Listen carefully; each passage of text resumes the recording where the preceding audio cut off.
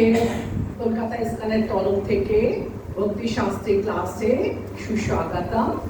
আজ আমরা আলোচনা করব শ্রীমদ্ ভাগবত গীতার সাংখ্যযোগ দ্বিতীয় অধ্যায় শ্লোক নাম্বার 31 থেকে 53 পর্যন্ত। তো আমরা আগের দিন আলোচনা করেছিলাম, কি আলোচনা করেছিলাম না, অর্জুন এক এক করে যুদ্ধ না করার যে কারণগুলো দেখিয়েছিল, সেই কারণগুলো কে বেস করে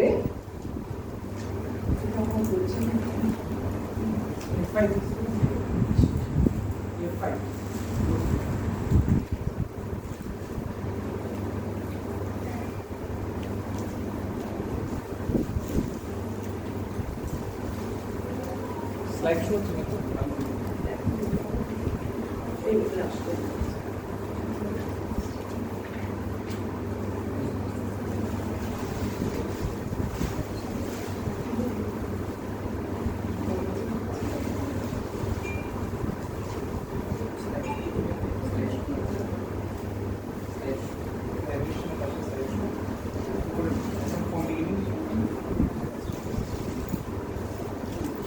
তাহলে আমরা কি দেখলাম আগের ক্লাসে, যে অর্জুনকে ভগবান দ্বিতীয় অধ্যায়ে 12 থেকে 30 নম্বর শ্লোকে আত্মতত্ত্ব জ্ঞান দিলেন।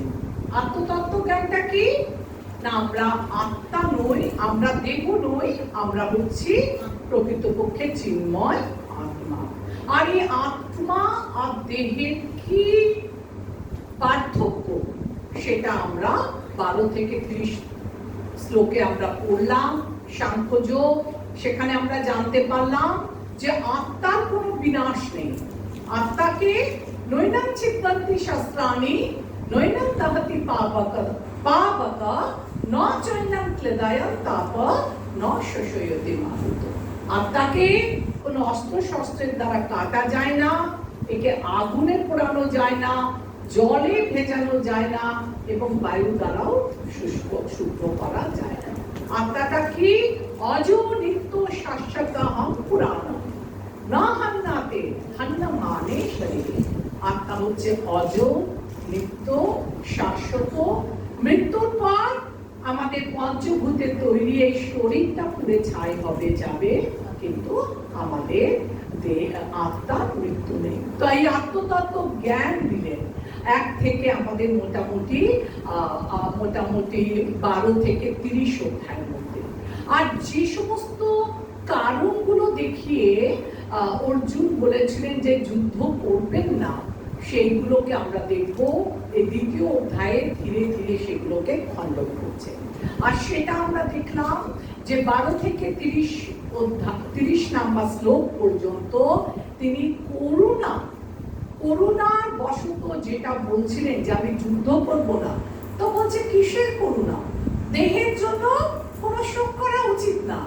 কোনো পণ্ডিত ব্যক্তি দেহের জন্য শোক করে না। আর আমরা প্রকৃতপক্ষে দেহ নই, আমরা হচ্ছি আত্মা। তাই আমাদের মৃত্যু নেই আমাদের। তাই তুমি কেন করুণা করছো? কিসের জন্য করুণা? এই বাহ্যিক দেহটা আমাদের প্রকৃত স্বরূপ নয়।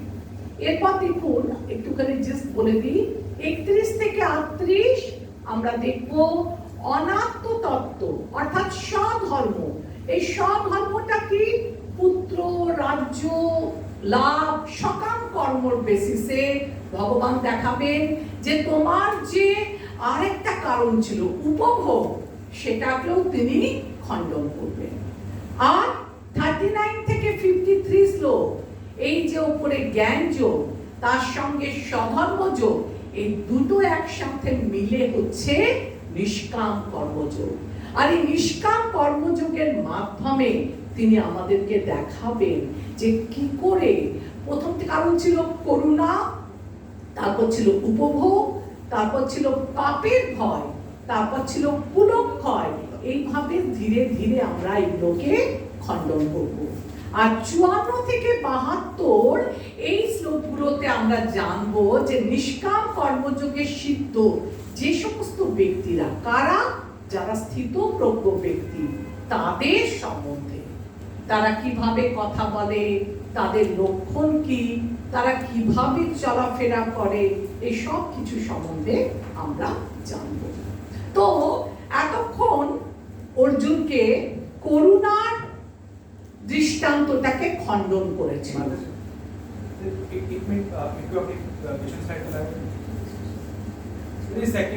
सेकंड डे में क्या लिखा है? अनात्म तत्व, इसका मतलब साधर्म। अनात्म अनात्म, आत्म तत्व, अनात्म तत्व। উপভোগ কেন বলছি? উপভোগটা কেন বলছি? উপভোগটা আমরা আজকে আমাদের আগের দিন কারণ করুণাটাকে আমরা খণ্ডন করব, আজকে আমরা উপভোগটাকে খণ্ডন করব। উপভোগের অর্থটা কি? উপভোগ মানে আনন্দ, এনজয় করা। এই যে বলছে যুদ্ধে যদি আমাদের, অর্জুনের কথা ছিল, যুদ্ধে যদি আমাদের জয়লাভ হয়, আমরা যেমন আমাদের জন্মদিন সেলিব্রেট করার জন্য অনেক লোককে ডেকে এনজয় করি, বলছে আমরা যদি যুদ্ধে জয়লাভ করি, সিংহাসন পাই, তাহলে এক্ষেত্রে সবাই মারা যাবে, তাহলে আমি কাদের নিয়ে উপভোগ করব, মানে এনজয় করব, আনন্দ করব। ঠিক আছে প্রভুজিরা? তো আজ প্রথমে আমরা কি দেখলাম? অর্জুনকে শিক্ষা দিলেন, আত্মতত্ত্ব জ্ঞান দিলেন। ঠিক আছে, 30 শ্লোক অবধি আত্মতত্ত্ব জ্ঞানের মাধ্যমে অর্জুনের মনের মধ্যে যে করুণার উদ্রেক হচ্ছিল, সেই করুণাটাকে কি করলো? আস্তে আস্তে খণ্ডন করলেন আর বলল দেহের জন্য শোক করা উচিত না। এরা কিসের জন্য শোক করা উচিত না? দেহের জন্য শোক করা উচিত না। আমরা প্রকৃত পক্ষে হচ্ছে আত্মা, তাই জ্ঞানী ব্যক্তিরা, পণ্ডিত ব্যক্তিরা এই দেহের মৃত্যুর জন্য কখনো শোক প্রকাশ করে না। এর শোক আর দুঃখ একই হয়? হ্যাঁ, সরল। তখন আমরা সাপোজ করি মারা যায়, তখন সেটা দুঃখ প্রকাশ করা, দুঃখ শোক সেম চিজ, সেম প্রকাশ করা, সেটা কি মানে আত্মতত্ত্ব থেকে আমরা কি মানে আত্মতত্ত্ব থেকে আমাদের জানালো যে আমাদের এই দেহটা বিনশ্বর, এই দেহটা পুড়ে ছাই হয়ে যাবে, কিন্তু আমার অস্তিত্ব হচ্ছে আমার আত্মা। এই আত্মার বিনাশ নেই, মৃত্যুর পরেও আমরা বেঁচে থাকবো। বলছে না অর্জুন যে তুমি, আমি আর এই সমস্ত রাজন্য বর্গ পূর্বেও ছিলাম, বর্তমানেও আছি, ভবিষ্যতেও থাকবো, মানে আমাদের মৃত্যু নেই। দেহ, এই যে আত্মা, অ্যাকর্ডিং টু আওয়ার কর্মফল আমরা এক একটা জীবের মধ্যে ঢুকে পড়েছি। এক একটা আমাদের, এটা হচ্ছে আমাদের পোশাক, ড্রেস। আমি মানুষ, কেউ কীট, কেউ পতঙ্গ, কেউ গাছ, 84 লক্ষ জমি আছে, যে কোনো একটাতে ঢুকে পড়ছে। আমরা আগে পড়লাম না যে একটা ছোট্ট আত্মা কিভাবে একটা কীট পতঙ্গের মধ্যেও আছে, কিভাবে বিশাল তিমি মাছের মধ্যে আছে, একটা বটবৃক্ষের মধ্যে এই ছোট আত্মা রয়েছে, আবার মানুষের দেহও আছে। তো এই আত্মাটার মৃত্যু হয় না, খালি ও যে যে পোশাক পরিবর্তন করছে। আমাদের কর্মফল অনুসারে আমরা এক একটা দেহ লাভ করছি, আর সেই দেহের কর্মটা আমাদের করে যেতে হবে। আমাদের একই সাথে প্যারালালি রান করতে হবে। একটা হচ্ছে আমাদের দেহের ধর্ম, একটা হচ্ছে পারমার্থিক ধর্ম। এটা আমরা আজকে আসবো পড়াতে। ঠিক আছে, আমি তাহলে এগিয়ে যাই। তো 31 থেকে 38 নাম্বার শ্লোকে এবার ভগবান দেখাবে কর্মকাণ্ডের ভিত্তিতে তুমি যুদ্ধ করো। এই কর্মকাণ্ডের ভিত্তিটা কি? কর্মকাণ্ড মানে হচ্ছে সকাম কর্ম, ফলের আশা নিয়ে আমরা যে কর্ম করি।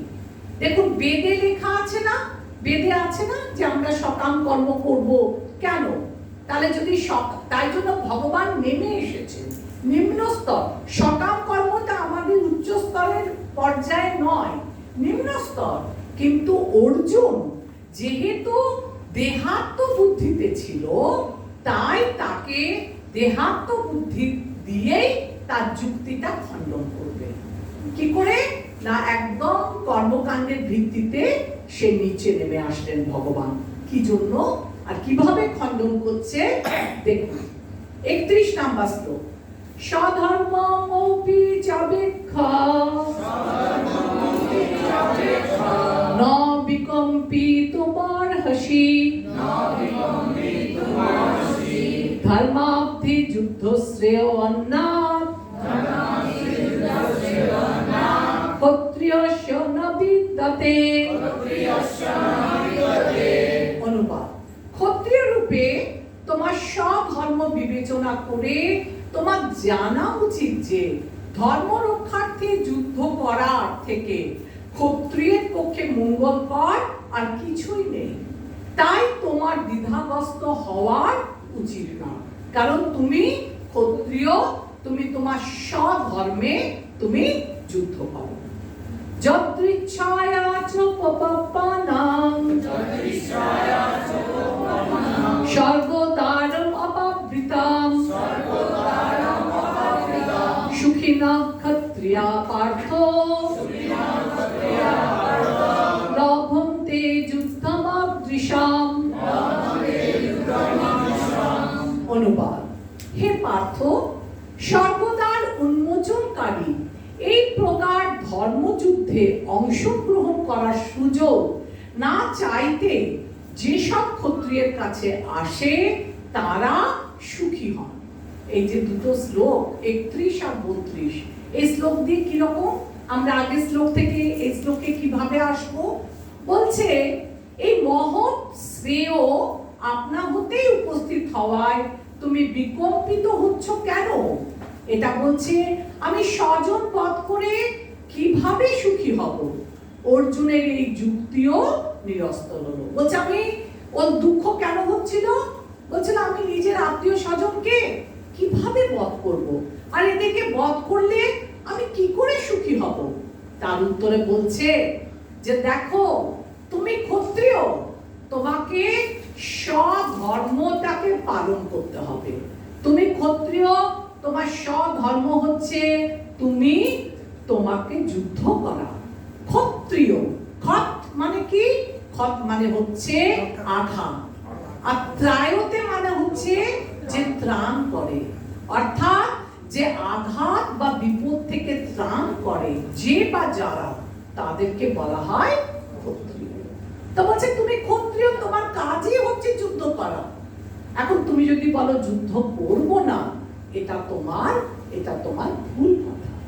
তুমি স্বধর্ম অনুসারে যুদ্ধ করো। আর এই যে স্বধর্ম বলছে, দুই রকমের স্বধর্ম আছে, যেটা প্রভুজি এখনই বলছিল না। দুই ধর্মের স্বধর্ম কি?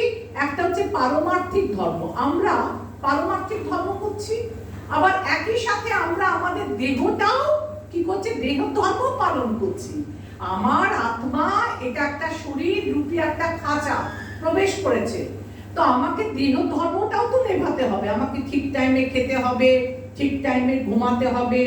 আমাকে দেহ ধর্ম আমরা কিভাবে করতে বলছে না, দেহগত স্বধর্ম মানে হচ্ছে বর্ণাশ্রমটাকে আমাদের সুন্দর করে অনুশীলন করা। বর্ণাশ্রম কি? আমাদের 4টে বর্ণ, ব্রাহ্মণ, ক্ষত্রিয়, বৈশ্য, শূদ্র। আর 4টে আশ্রম কি কি?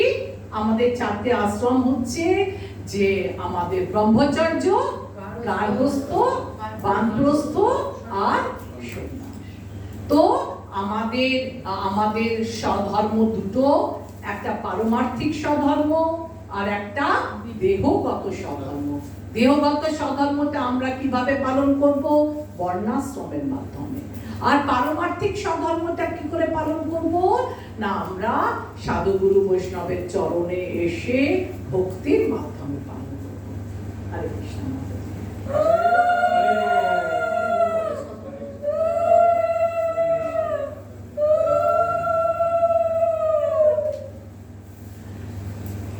আর বলছে এই যে যুদ্ধ, অর্জুন বলছিল যে যুদ্ধে মারা যাব, দুটো দেখেছিল যে যুদ্ধ করলে কি হবে, যুদ্ধ করলে আমার কি হচ্ছে, যুদ্ধের জন্য করুণা হচ্ছিল। আর যদি বললো উপভোগ কাদের নিয়ে করব, লস দেখাচ্ছিল যে যুদ্ধ করলে উপভোগ করতে পারবো না, সবাই মৃত্যু হবে, এক মৃত্যু হবে, আর জয় করলে উপভোগ করতে পারবো না।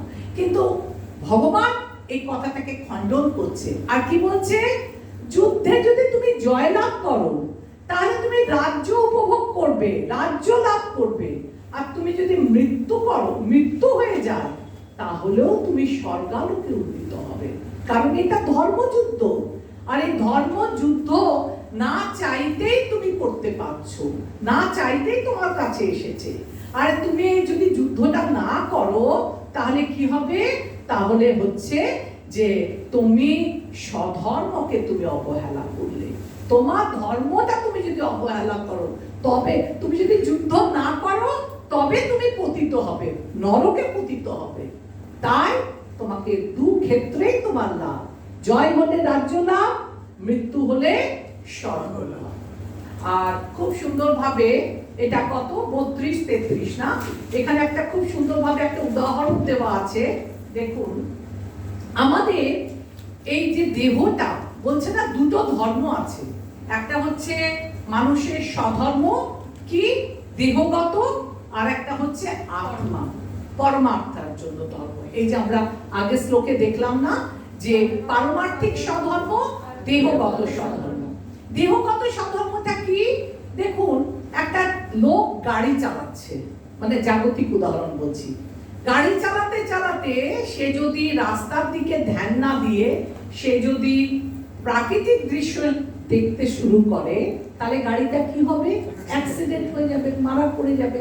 তো যখন ও গাড়িতে বসছে তখন ওর কি কাজ? ওর কাজ হচ্ছে গাড়ির স্টিয়ারিং, গাড়ির ক্লাচ, ব্রেক এগুলোকে সামলানো। যদিও সে মানুষ জীব, কিন্তু এই মুহূর্তে সে বসে আছে যে জানে, সেই যানটাকে, সেই গাড়িটাকে ওকে ঠিক করে চালাতে হবে। আর যখনই এই লোকটা, ওই সেম লোক গিয়ে এরোপ্লেন চালাবে, পাইলটের ভূমিকা নিল, তখন অন্য যান, তখন ওকে পাইলট হয়ে কিভাবে এরোপ্লেনটা ঠিকভাবে নিয়ে যাবে, তার যে কলকবজা যন্ত্রপাতি, সেটাকে তাকে নিয়ন্ত্রণ করতে হবে। তখন গাড়ির মতো চালালে হবে না, তখন পাইলটের মতো চালাতে হবে।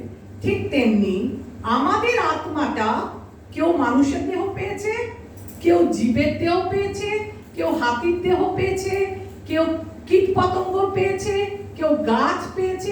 এই আত্মা এক একটা দেহ যে যেভাবে পেয়েছে তাকে সেই ধর্মটা নেভাতে হবে। আমরা মনুষ্য দেহ পেয়েছি, আমাকে মনুষ্য দেহ ধর্ম নেভাতে হবে। যে কুকুরের ধর্ম পেয়েছে তাকে কুকুরের দেহের আচরণগুলো তাকে করতে হবে।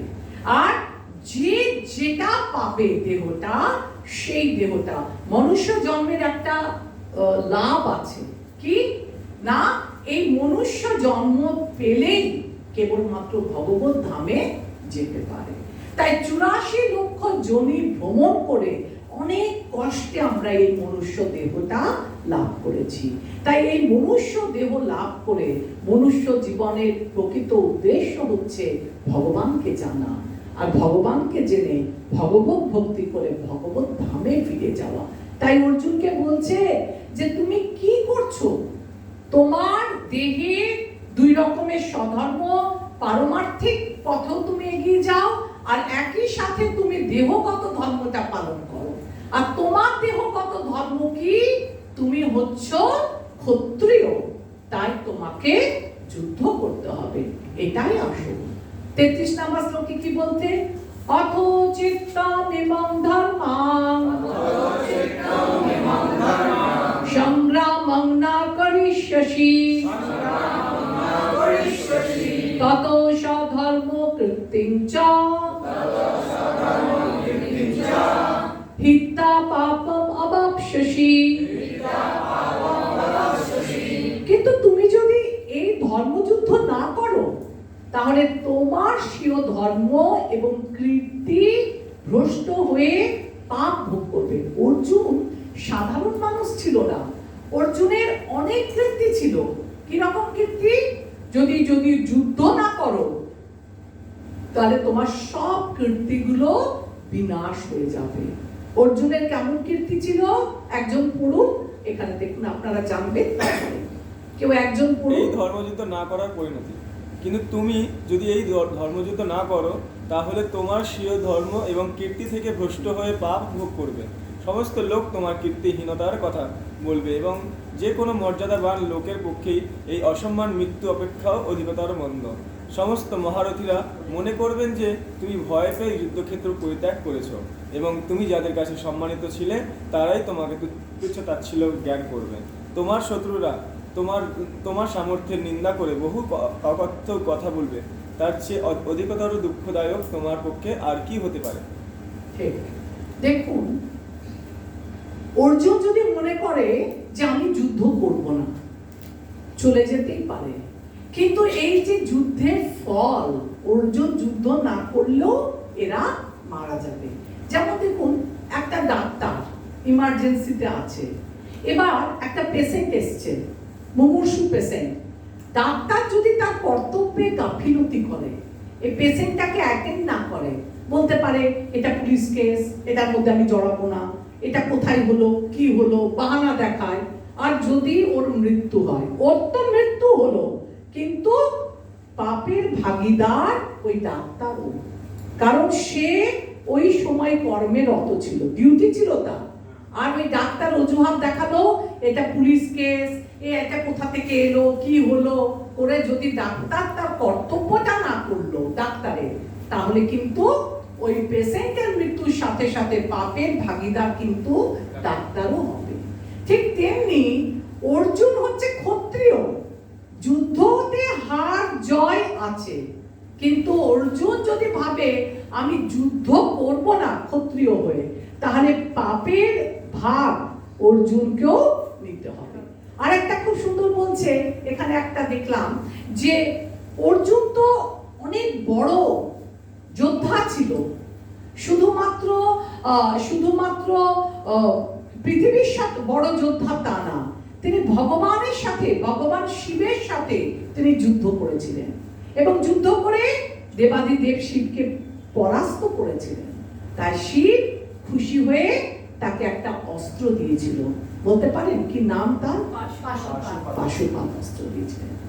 এবং দ্রোণাচার্য তার গুরু, তার সাথে যুদ্ধ করে এত সন্তুষ্ট হয়েছিল গুরু যে এমন একটা অস্ত্র প্রদান করেছিল অর্জুনকে, যে অস্ত্রের সাহায্যে এই গুরুকেও সে হত্যা করতে পারে।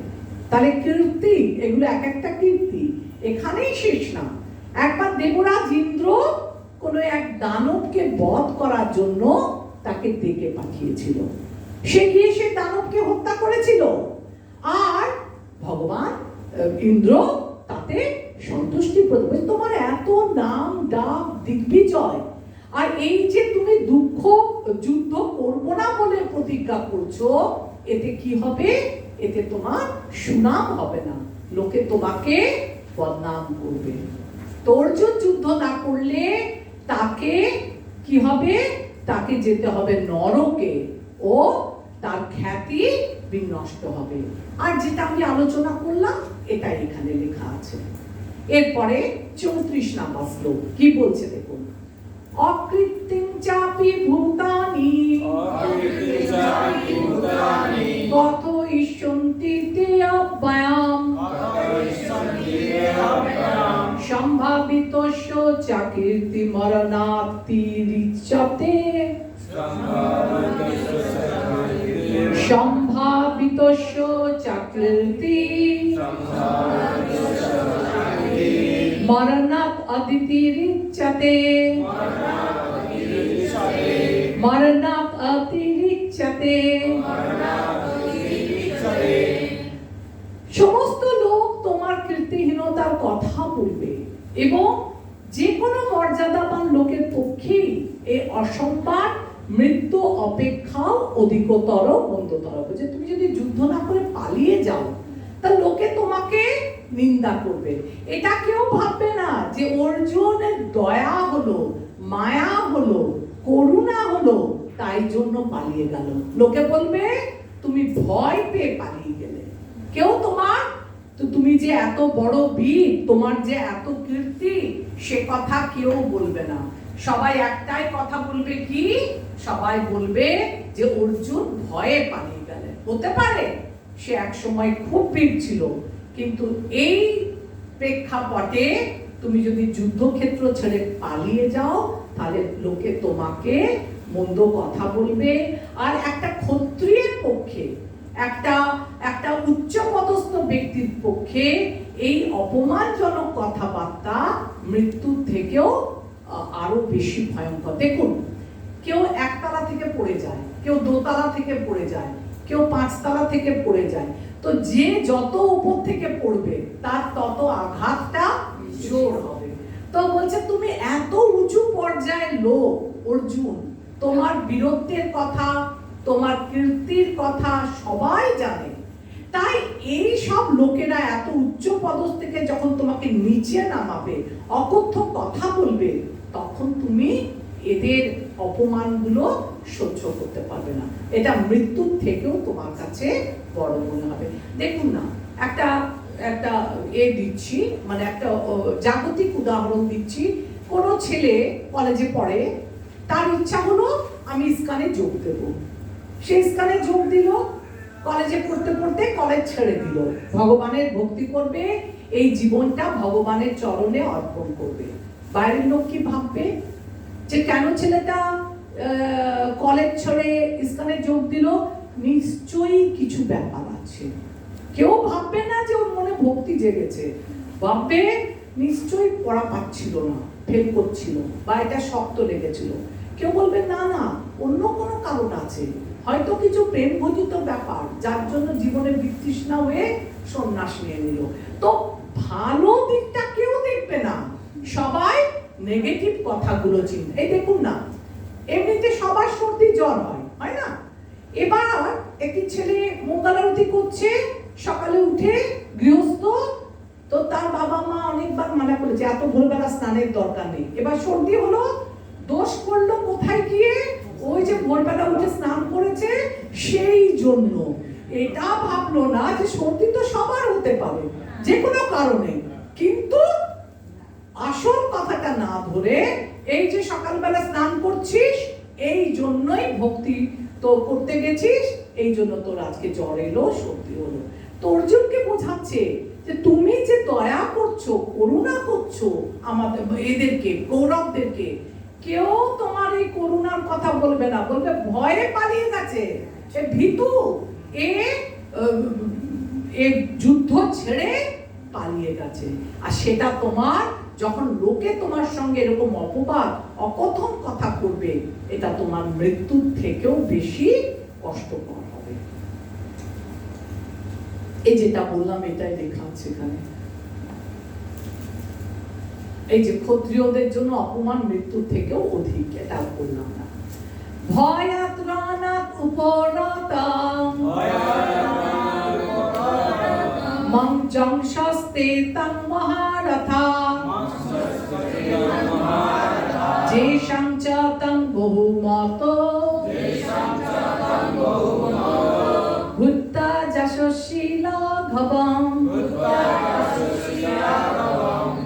অনুবাদ: সমস্ত মহারথীরা মনে করবেন যে তুমি ভয় পেয়ে যুদ্ধক্ষেত্র পরিত্যাগ করেছো এবং তুমি যাদের কাছে সম্মানিত ছিলে তারাই তোমাকে তুচ্ছ তাচ্ছিল্য জ্ঞান করবে। যে আমরা যেটা আলোচনা করছিলাম যে মহারথীরা, বড় বড় মহারথীরা, তারা একসময় তোমাকে সবাই ভয় পেত। অর্জুনের মতো বড় যোদ্ধা কত সম্মানিত, কিন্তু যখন তুমি যুদ্ধ ছেড়ে চলে যাবে এরা তোমাকে তুচ্ছ তাচ্ছিল্য করবে। অবাচ পদংশ্চ বহুন বদিষ্যন্তি তবাহিতা নিদ্যন্তস্তব সামর্থ্যম তত দুঃখতরং নুকিম। অনুবাদ: তোমার শত্রুরা তোমার সামর্থ্যের নিন্দা করে বহু অকথ্য কথা বলবে, তার চেয়ে অধিকতর দুঃখদায়ক তোমার পক্ষে আর কি হতে পারে। দেখুন, আগের দিন আমি বলেছিলাম, যখন দেখবেন শ্লোকে একই কথা বারবার পুনরাবৃত্তি হচ্ছে, তার মানে কি এটার একটা অত্যন্ত গুরুত্বপূর্ণ জায়গা। এই যে অর্জুন বলছে আমি যুদ্ধক্ষেত্র ছেড়ে চলে যাব, এর পরিণাম কি হবে? এর পরিণাম হবে কেউ ভাববে না যে এদের উপর করুণা করে ছেড়ে চলে গেছে, সবাই এটাই ভাববে যে এরা ভয়ে পালায়ন করেছে। এখানে ভয়, এখানে সবাই নিন্দা করবে, এখানে সবাই তুচ্ছ তাচ্ছিল্য করবে।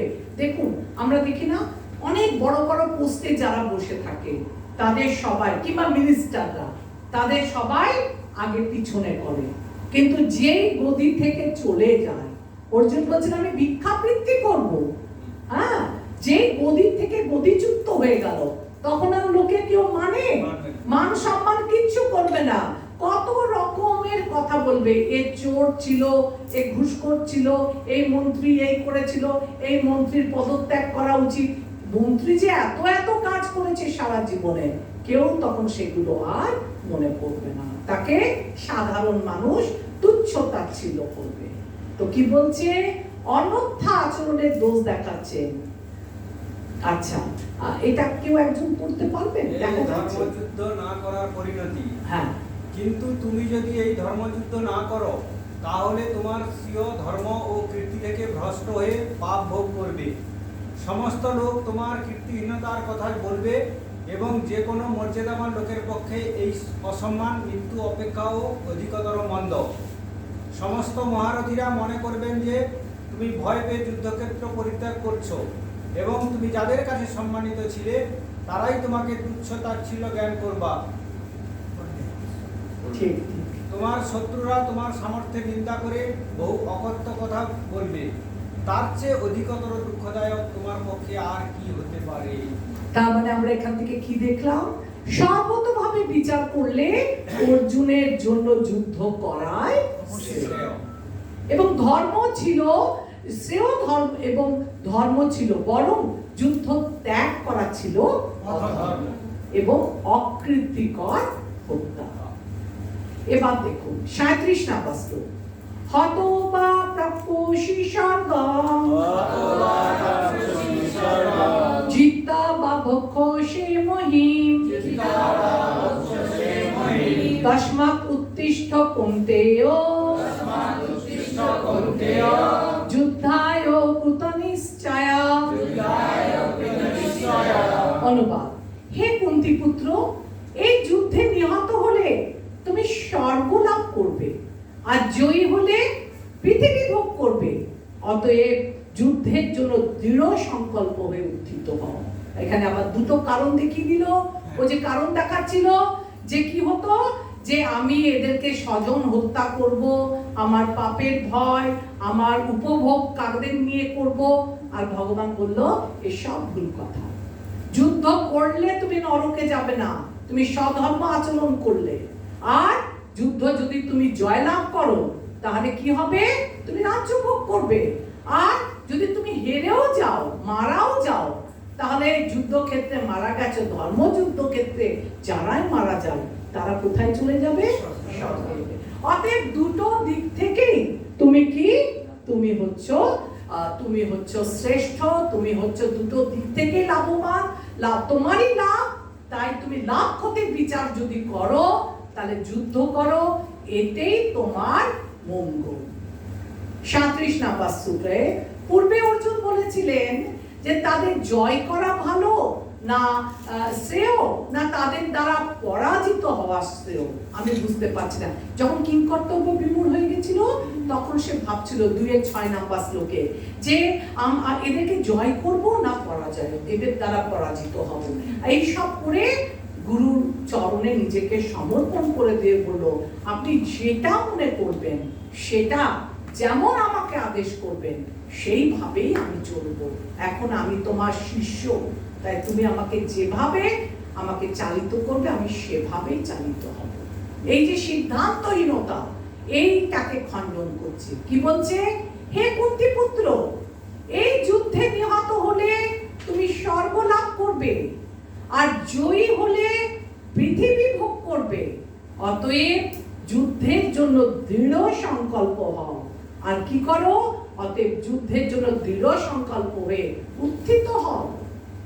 এবার দেখুন, এই যে 38 থেকে 54 নাম্বার, এই শ্লোকগুলোতে দেখাবে যে কি করে, যে বলছিল না পাপ হবে, আমার পাপের ভয়। এবার প্রথমে কি দিয়ে করলো? দেখো নিচু থেকে উপরে উঠছে। প্রথমে আত্মতত্ত্ব জ্ঞান দিল ভগবান, তারপরে কিসের ভিত্তিতে যুক্তি খণ্ডন করলো? কর্মকাণ্ডে। তুমি এই কাজটা করো, এই লাভ করবে, তোমার দুটো ক্ষেত্রেই লাভ, তোমার ক্ষতি নেই। এটা হচ্ছে কর্মকাণ্ড, সকাম কর্মর ভিত্তিতে। এবার আসছে নিষ্কাম কর্ম, কর্মযোগ 38 থেকে 54। এবার কর্মযোগের ভিত্তিতে অর্জুনকে বোঝাবে। প্রথম কিভাবে বোঝালো? দেহাত্ম বুদ্ধি। দেহাত্ম কি? তুমি দেহ নও, তুমি আত্মা। আত্মতত্ত্ব জ্ঞান দিয়ে যুক্তি খণ্ডন করলো। দ্বিতীয় যুক্তি কি দিয়ে খণ্ডন করলো? না, কর্মকাণ্ডের ভিত্তিতে, যে এই কাজ করলে এই লাভ হবে, ওই কাজ করলে এই ক্ষতি হবে, যুদ্ধ করলে তোমার দুদিকেই লাভবান, মৃত্যু হলে স্বর্গ, জয়ী হলে সিংহাসন। অতএব স্বধর্ম, কর্মকাণ্ডে চলে এলো, নিজের ধর্ম পালন করো। এবার আস্তে আস্তে উপর দিকে উঠছে। এবার 38 থেকে 54 নম্বর শ্লোকে তিনি কোথায় চলে এলেন? কর্মযোগ। আপনাদের এই চ্যাপ্টারটা পড়াবার আগেই আমি পড়িয়েছিলাম না, কাকে বলে কর্ম, কর্মযোগ কাকে বলে? তো কর্মযোগটা কি? নিষ্কাম কর্ম, কোনো কিছু ফলের আশা না করে কর্ম। এবার আস্তে আস্তে উপর দিকে যাচ্ছে। সুখ দুঃখে সমে কৃত্বা, লাভ লাভ জয়া জয়,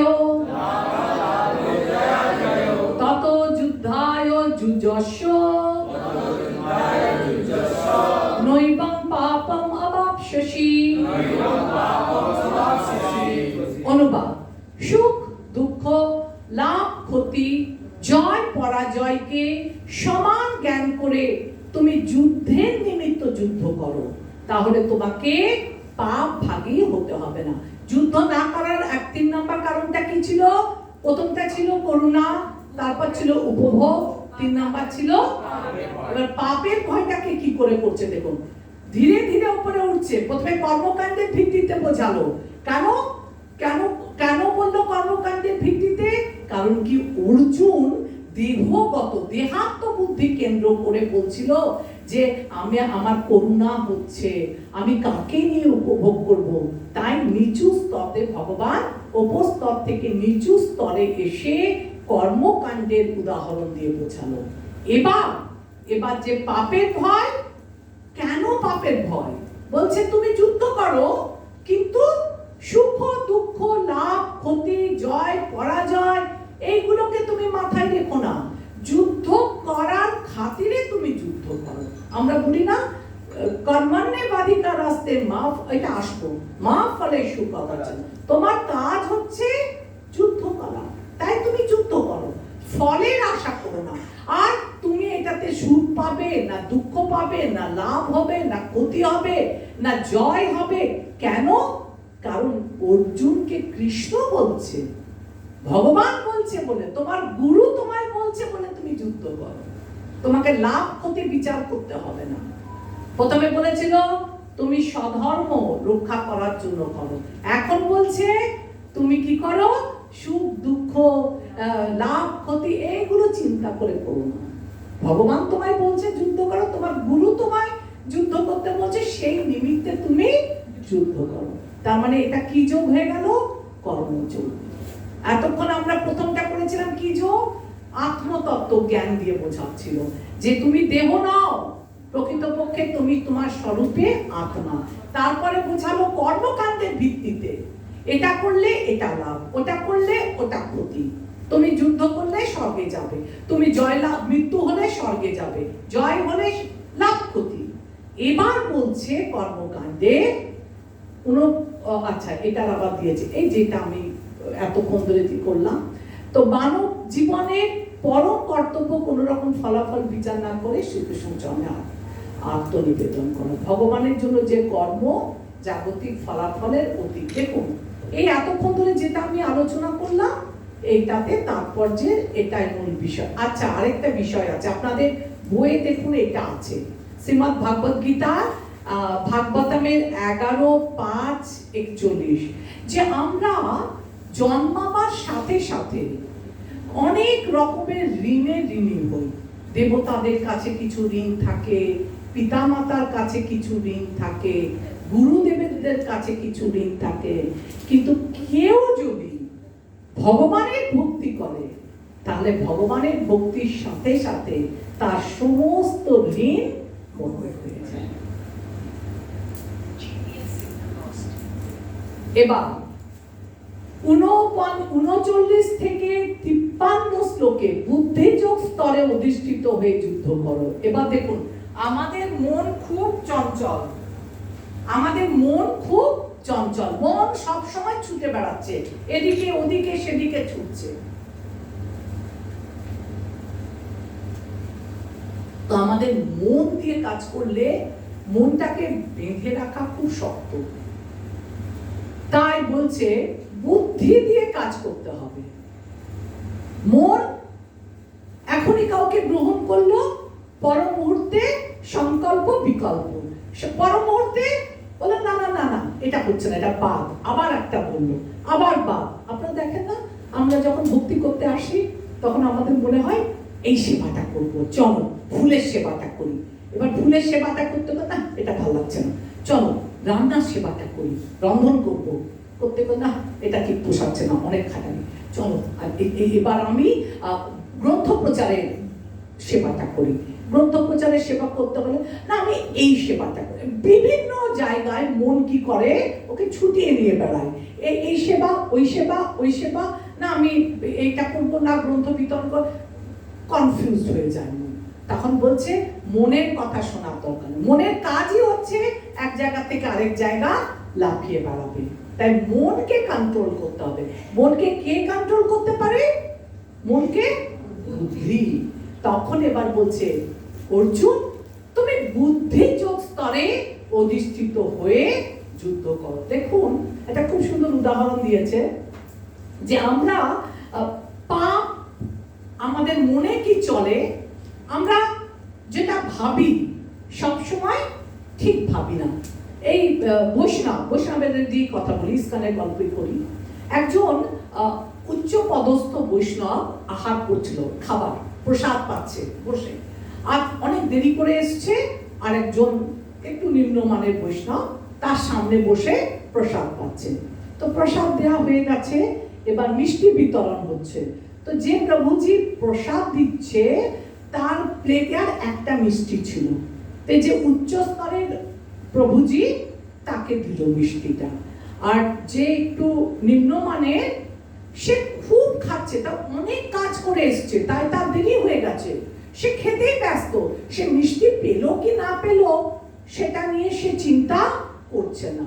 কিন্তু যে উচ্চ স্তরের বৈষ্ণব, যে প্রভুজিরা পরিবেশন করছে, যে আসছে তাকেই ডেকে বলছে এই একটা মিষ্টি হবে, দেখো তো একটা মিষ্টি হবে। বলছে না না প্রভুজি সব শেষ হয়ে গেছে, একদম শেষ পাক না, আর মিষ্টি কিছু নেই। আবার একজনকে ডাকছে, বাবু একটা মিষ্টি হবে, একটা মিষ্টি হবে।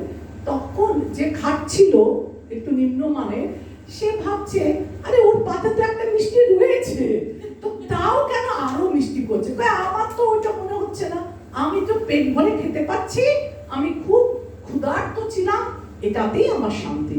কিন্তু দেখো দেখো ওই লোকটা একটা মিষ্টি নিয়ে সন্তুষ্ট না, যে আসছে তার কাছে আর একটা মিষ্টি চাইছে, আর একটা মিষ্টি চাইছে, ওর মনে মনে এটা হচ্ছে। তখন একটা প্রভুজি ছিল, সে আসলো, ওনাকে চিনতেন, বললো প্রভুজি আপনি মিষ্টি, আমি এখনো আমার প্লেটটা এঁঠো করিনি, এখনো আমি ঝুটা নেই প্লেটটা, তা আমি আমার মিষ্টিটা আপনাকে দিয়ে দিই। তখন প্রভুজি বললেন না না না না আমাকে দিতে হবে না, আমার পাতে তো মিষ্টি আছে, ওই আমার সামনে যে বসে আছে ও বেচারা মিষ্টি পায়নি, ওকে দিয়ে দিন। তখন ওই কনিষ্ঠ ভক্ত ভাবছে যে আমি হাই হাই কি এতক্ষণ ধরে চিন্তা করে যাচ্ছি যে এত বরিষ্ঠ বৈষ্ণব আর শুধু মিষ্টি খুঁজে বেড়াচ্ছে, বারবার বারবার চাইছে। তা আমাদের মনটা ইতি উতি ধায় না, কখনো স্থির না, তাই বলছে আমাদেরকে এবার বুদ্ধি স্তরে অধিষ্ঠিত হও। অর্জুন বুদ্ধি করে তুমি যুদ্ধ করো। কি বলছে? এষাতে অভিহিতা সাংখ্যে বুদ্ধি যোগে তিমাংসিনো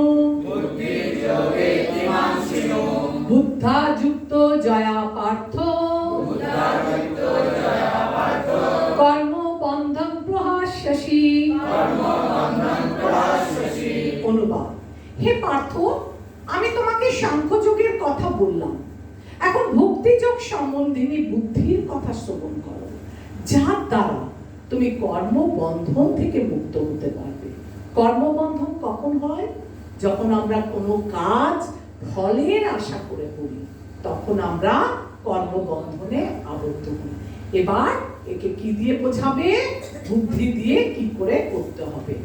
আচ্ছা, সঙ্গতি, আচ্ছা এটা তো বললাম, সম্বন্ধিনী বুদ্ধি। দেখছি। দেখুন, সাংখ্যযোগ কথার অর্থ কি? সাংখ্যযোগ মানে যে যোগের দ্বারা আমরা দেহ এবং আত্মার কি পার্থক্য, দেহ জড় এবং চেতনের বিশ্লেষণকে আমরা সাংখ্যযোগ বলি। অর্থাৎ দেহ এবং আত্মার কি পার্থক্য। ভগবানের অবতার কপিল দেব নাস্তিক ছিল। এই কপিল আলাদা।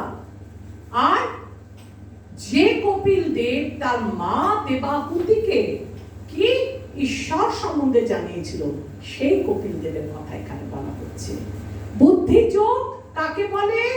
বুদ্ধিযোগ আর ভক্তিযোগ এক জিনিস। বুদ্ধিযোগ কাকে বলে?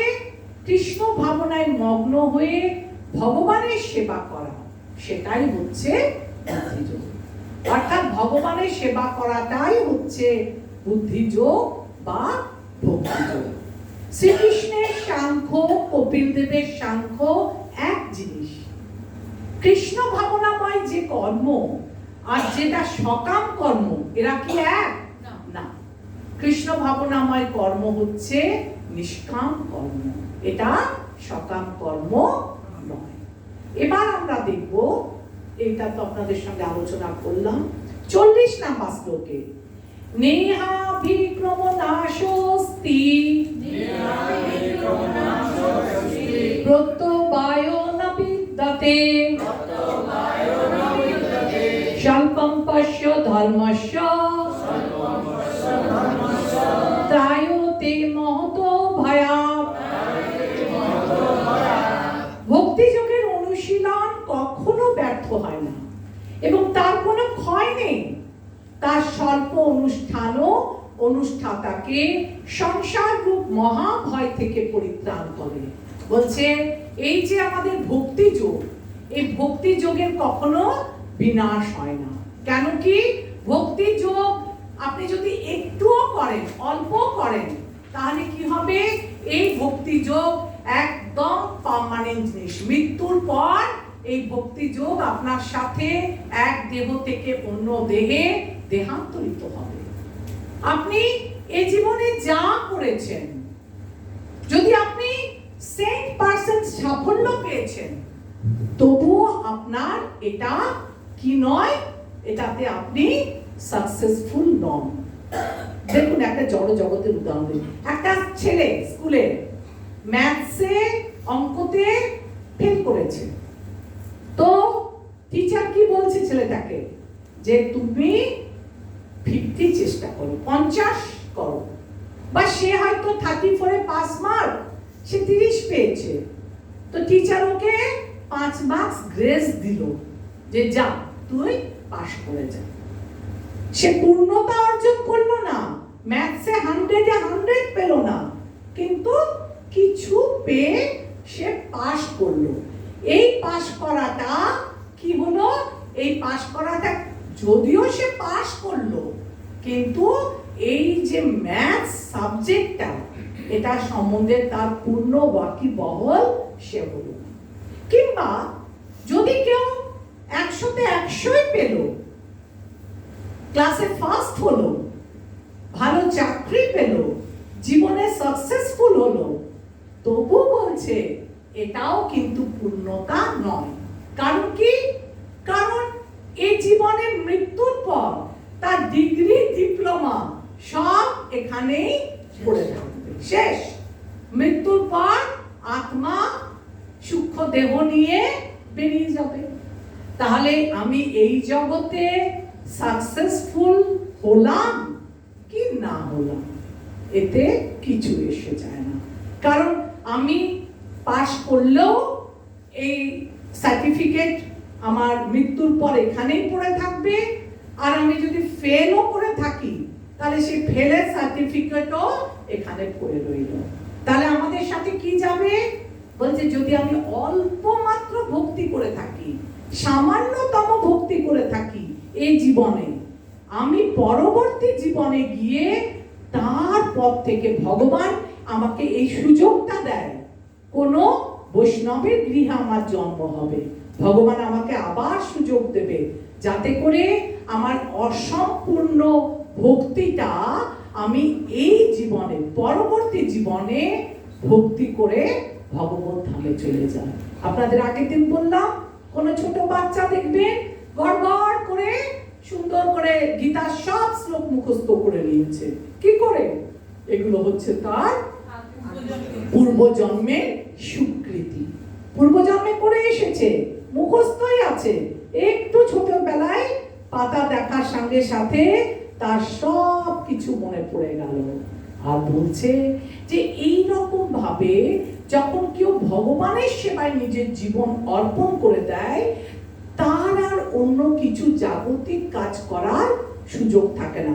যেমন হরিদাস ঠাকুর, হরিদাস ঠাকুর কত মালা জপ করতো? 3 লক্ষ মালা জপ করতো। হরিদাস ঠাকুরের পক্ষে এই অর্চন, বন্দন, বুক ডিস্ট্রিবিউশন এগুলোর প্রয়োজন হতো না, কারণ এরা অনেক উচ্চ মার্গে।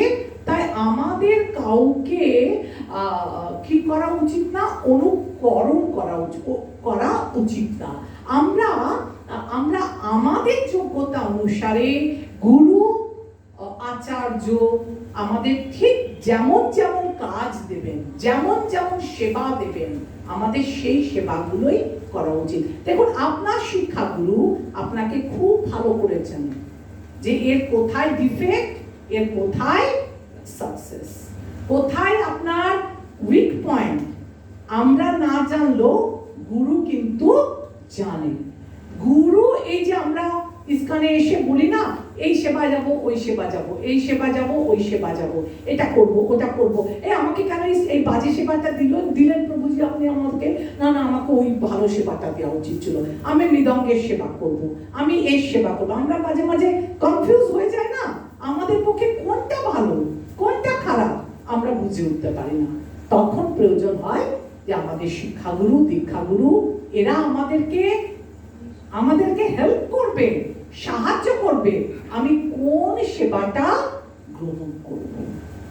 তো কেন বললাম যে আমরা এখন কনিষ্ঠ স্তরে আছি, তাই আমরা কোন দিকে এগোবো? আমাদেরকে হরে কৃষ্ণ মহামন্ত্র করলেই হবে না, হরে কৃষ্ণ মহামন্ত্র করার সাথে সাথে আমাদেরকে মঙ্গলারতি করতে হবে, আমাদেরকে ভগবানের অর্চন করতে হবে, আমাদেরকে বুক ডিস্ট্রিবিউশন করতে হবে, আমাদেরকে প্রচার করতে হবে, আমাদেরকে গ্রন্থ প্রচার করতে হবে, আমাদেরকে বিভিন্ন রকম সেবা করতে হবে।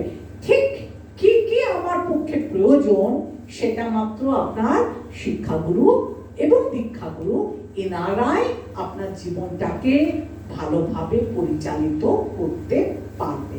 ঠিক তেমনি কৃষ্ণ বলছে এখানে যে অর্জুন তুমি যুদ্ধ করো।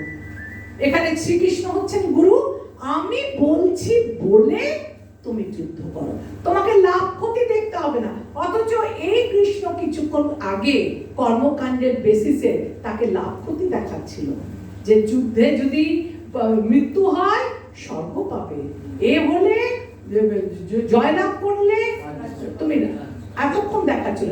এবার আরেকটু উঁচু পর্যায়ে এসে বলল তুমি লাভ ক্ষতি সুখ দুঃখ সব ভুলে যাও, আমি তোমায় যুদ্ধ করতে বলছি, তুমি তাই যুদ্ধ করো।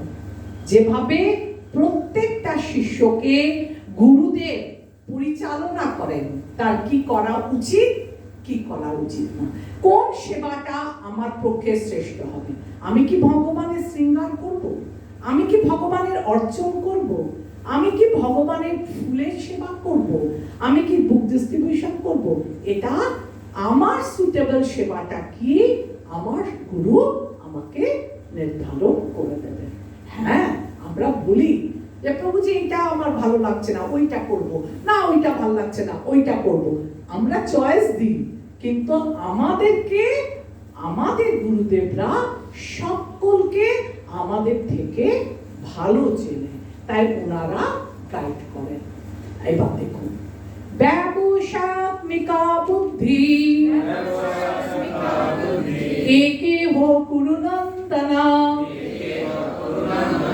বহু শাখা অনন্তাশ্চ বুদ্ধায় ব্যবসায়িনাম। অনুবাদ: যারা এই পথ অবলম্বন করেছে তাদের নিশ্চয়াত্মিকা বুদ্ধি একনিষ্ঠ। হে কুরুনন্দন, অস্থির চিত্ত সকাম ব্যক্তিদের বুদ্ধি বহু শাখা বিশিষ্ট ও বহুমুখী। এই যে বলছে যে যারা ভগবানের যথার্থ ভক্ত, তাদের মনটা ভগবানের প্রতি একনিষ্ঠ, অর্থাৎ তার মন আর এদিক ওদিক নড়াচড়া করবে না। তারা নিজের মনটাকে ভগবানের চরণে একদম নিবদ্ধ করেছে। অর্জুন বললেন, কেন রক্ষা করেন? এর উত্তরে কৃষ্ণ নিষ্কাম ও সকাম কর্মের পার্থক্য দেখিয়েছে।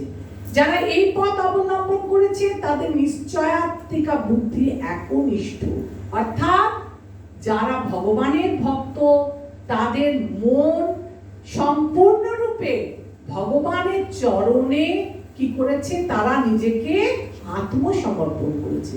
কিন্তু যারা অস্থির চিত্ত সকাম ব্যক্তি, তাদের বুদ্ধি বহু শাখা বিশিষ্ট, এরা বহুমুখী।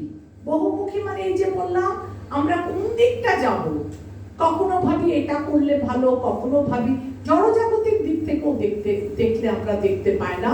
আমরা কখনো কখনো জড়জাগতিক দিকেও আমরা আমাদের সঠিক লক্ষ্য নির্ধারণ করতে পারি না। কখনো ভাবি 12-এর পরে যে আমি ডাক্তার হব, কখনো ভাবি ইঞ্জিনিয়ারিং করব, কখনো ভাবি গ্র্যাজুয়েশন করব, কখনো ভাবি ল করব।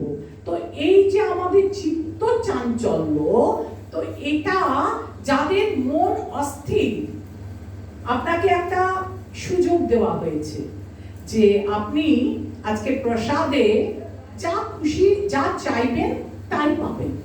তো আপনার কখনো মনে হতে লাগলো যে একটু বিরিয়ানি খেয়ে নিই, তারপরে মনে হলো না, যখন বলেছে যা খুশি চাও, শুধু বিরিয়ানি কেন, আমি তার সঙ্গে আরেকটু ফ্রাইড রাইসও নিতে পারি, আরেকটু আমি কচুরি নিতে পারি, আরেকটু আমি দই বড়া নিতে পারি।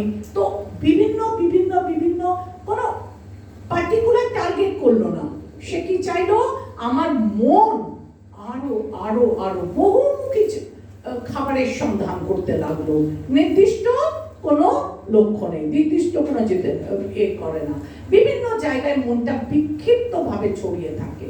তাই বলছে, গাছের গোড়ায় জল দিলে যেমন একটা গাছকে তার ডাল, পালা, পাতা, ফুল সব কিছু পরিপুষ্ট হয়ে যায়, তেমনি যদি আমরা ভগবান শ্রীকৃষ্ণের চরণে নিজেদেরকে কি করি?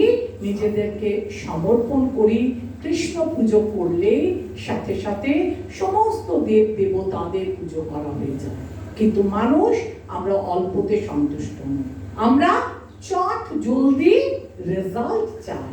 তাই আমরা বিভিন্ন দেব দেবতার কাছে গিয়ে যশং দেহি, ধনং দেহি, যশং দেহি, দেহি দেহি, কত আমাদের চাহিদা। আর ভগবান বলে তথাস্তু, তুমি নাও আর তুমি জড় জগৎটাকে ভোগ করো। কিন্তু আমরা যখনই জড় জগৎটাকে ভোগ করব, যতক্ষণে আমাদের অ্যাটাচমেন্ট থাকবে বিষয়ের প্রতি, তখন আমরা ভগবত ধামে যেতে পারবো। তাই একবার কৃষ্ণ বলেছিল না যে তুমি মূর্খ আমি বিজ্ঞ, বিষয় কেন দিব, সচরণামৃত দিয়া বিষয় ভুলাইব।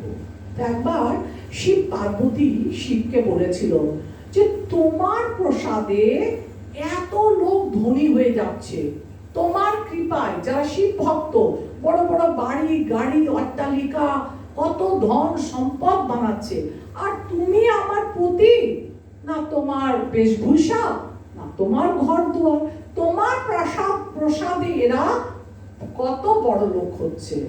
তো কৃষ্ণ কৃষ্ণ সেবায় যে বৈষ্ণব, শিব হচ্ছে বৈষ্ণবা, শিব হচ্ছে মহান বিষ্ণু, বৈষ্ণব শিব হচ্ছে মহান বৈষ্ণব। তাই শিবকে বিষ্ণু বলছে যে জনজাগতিক লোক তো মূর্খ, এরা আমার কাছে চায়ও যদি এটা দাও ওটা দাও, বলে না যে করে আমার আশ আমি করি তার সর্বনা, আর যে করে আমার আশের আশ তার বই আমি বলছে ও তো আমার কাছে চাইবে, কিন্তু আমি কেন দেবো? যতক্ষণ পর্যন্ত তার জড় আসক্তি থাকবে, এই বিষয় বাসনায় থাকবে, ততক্ষণ পর্যন্ত সে আমার কাছে আসতে পারবে না।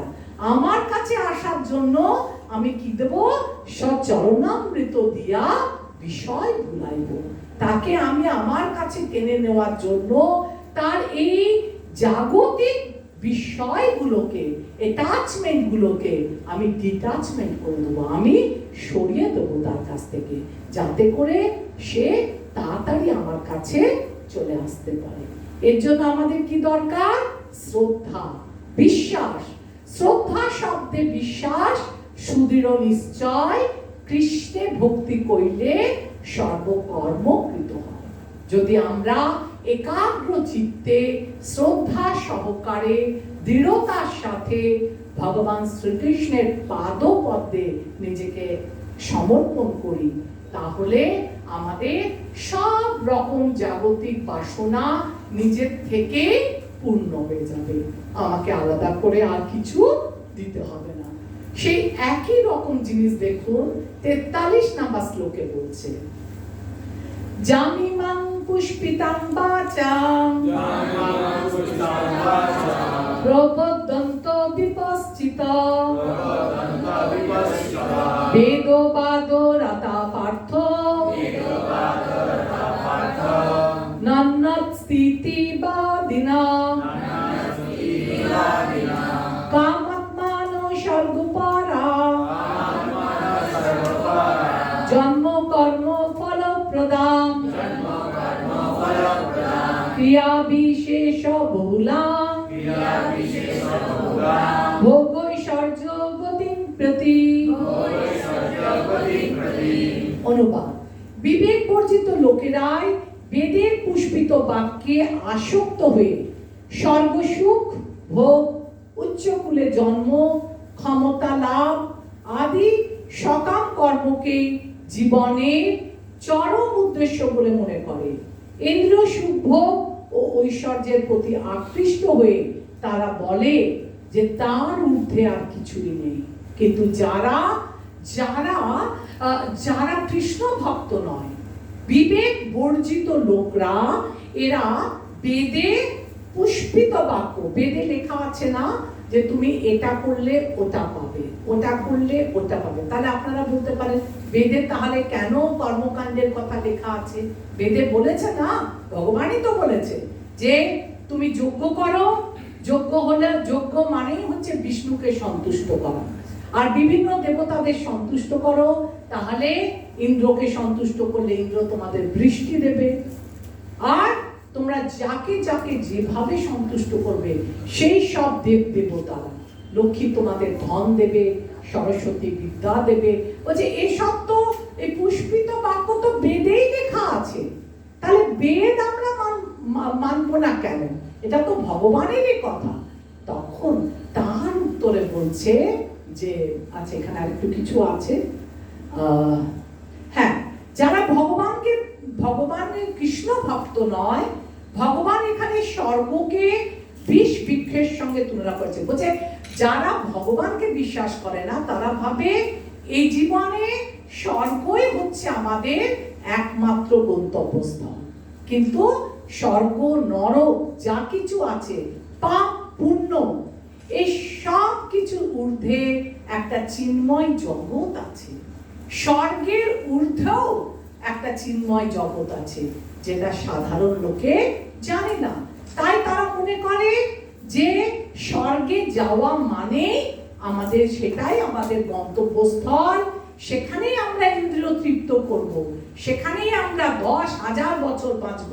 কিন্তু ক্ষীণে পুণ্যে মর্তা লোক বিসন্তি, যখনই আমাদের কি বলে পুণ্যের থলি শেষ হয়ে যাবে, তখন আমাদের আবার এই পৃথিবীতে নেমে আসতে হবে, আর আবার আমাদের জন্ম মৃত্যু জরা ব্যাধি এই চক্রে আবর্তিত হতে হবে। তাই যারা বিবেকবান ব্যক্তি তারা এই জন্ম মৃত্যুর চক্র থেকে নিষ্কৃতি পাওয়ার জন্য ভগবানের আরাধনা করে, ভক্তি যোগ অবলম্বন করে, আর ভক্তি যোগে এরা কোথায় যেতে চায়? গোলক বৃন্দাবনে যেতে চায়। 44 নম্বর শ্লোকে কি বলেছে দেখুন, ভোগ ঐশ্বর্য প্রসত্তানাং তয়া অপরিত চেতসাম ব্যবসায়াত্মিকা বুদ্ধি সমাধৌনা বিধীয়তে। যারা ভোগ ও ঐশ্বর্য সুখে একান্ত আসক্ত, সেই সমস্ত বিবেক বর্জিত মূঢ় ব্যক্তিদের বুদ্ধি সমাধি অর্থাৎ ভগবানের একনিষ্ঠতা লাভ করে না। আপনারা দেখেছেন যে সবাই ভগবানের ভক্তি করে না। এরা কি চায়?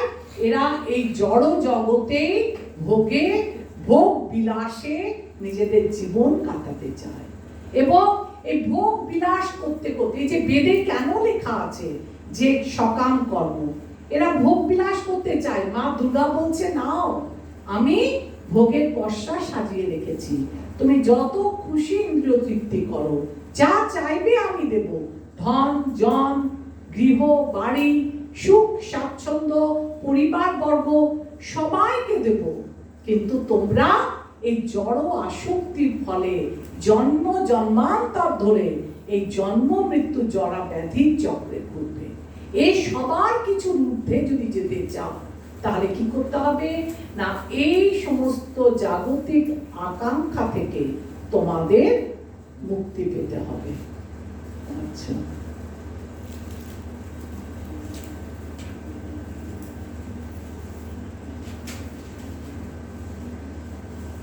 এটা কত নম্বর শ্লোক পড়লাম? 44। ত্রৈগুণ্য বিষয়াবেদ, হ্যাঁ এখানেই বলছে। তাহলে লোকে বলবে, তাহলে তুমি কেন বেদের কথা বলেছে? তার উত্তরে লোকে ভাবতে পারে না যে বেদে তো সকাম কর্মের কথা বলেছে, তাহলে এখন আমাদের নিষ্কাম কর্ম করতে কেন বলা হচ্ছে? সেই জন্য 45 নম্বর শ্লোকে বলছে, ত্রৈগুণ্য বিষয়াবেদা নিস্ত্রৈগুণ্য ভবার্জুন নির্দ্বন্দ্ব নিত্য সত্যস্থ নির্যোগ ক্ষেম আত্মবান। বেদে প্রধানত জড়া প্রকৃতির 3টি গুণ সম্বন্ধে আলোচনা করা হয়েছে। হে অর্জুন, তুমি সেই গুণগুলোকে অতিক্রম করে নির্গুণ স্তরে অধিষ্ঠিত হও, সমস্ত দ্বন্দ্ব থেকে মুক্ত হও এবং লাভ ক্ষতি ও আত্মরক্ষা দুশ্চিন্তা থেকে মুক্ত হয়ে আধ্যাত্ম চেতনায় অধিষ্ঠিত হয়। প্রথমে সবাই জড় জগৎকে ভোগ করুন। দেখেন না যে আমাদের অনেক সম্পত্তি আছে, অর্থ আছে, ধন আছে, কিন্তু আমার এমন একটা মানসিক দ্বন্দ্ব হচ্ছে, মানসিক অশান্তি হচ্ছে, যে অশান্তিটা আমার টাকা পয়সা দূর করতে পারছে না।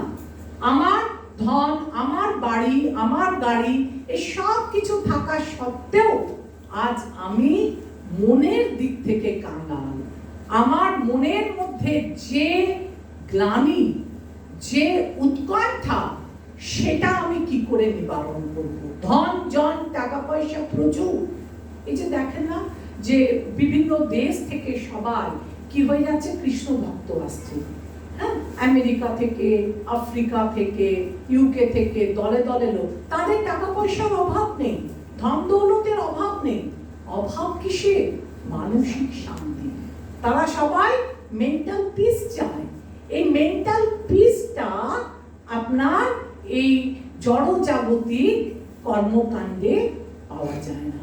এবার বলছে যে তুমি অর্জুন, এই 3 গুণের ঊর্ধ্বে চলে যাও। বেদে যে 3টে গুণের কথা বলা আছে, সত, রজ, তম, এইগুলো তোমাকে কি করবে? দেহের বন্ধনে আবদ্ধ করবে। এইগুলো তোমাকে তামসিক গুণ, রাজসিক গুণ, তোমাকে উচ্চাকাঙ্ক্ষা, আরো আরো আরো চাই, এই প্রতিযোগিতায় নামাবে।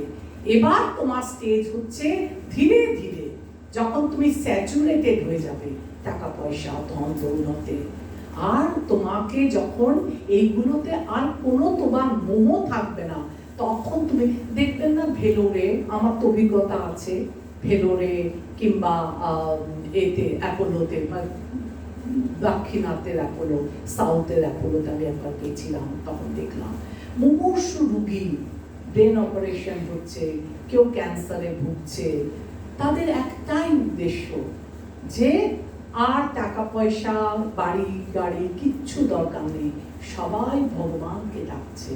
মন্দিরের বাইরে বিশাল বিষ্ণু মূর্তি, সবারই একটাই চাহিদা যে ভগবান আমাকে সুস্থ রাখো, আমাকে বাঁচিয়ে দাও, যা কিছুর বিনিময়ে তুমি। তখন ওখানে গিয়ে মনে হয় যে এরা সবাই মৃত্যু মুখে পতিত।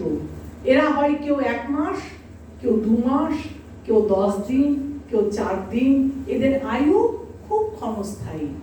আর এরা তখন শেষ মুহূর্তে ভগবান ছাড়া আর তাদের মনে অন্য কোনো চিন্তা থাকে না।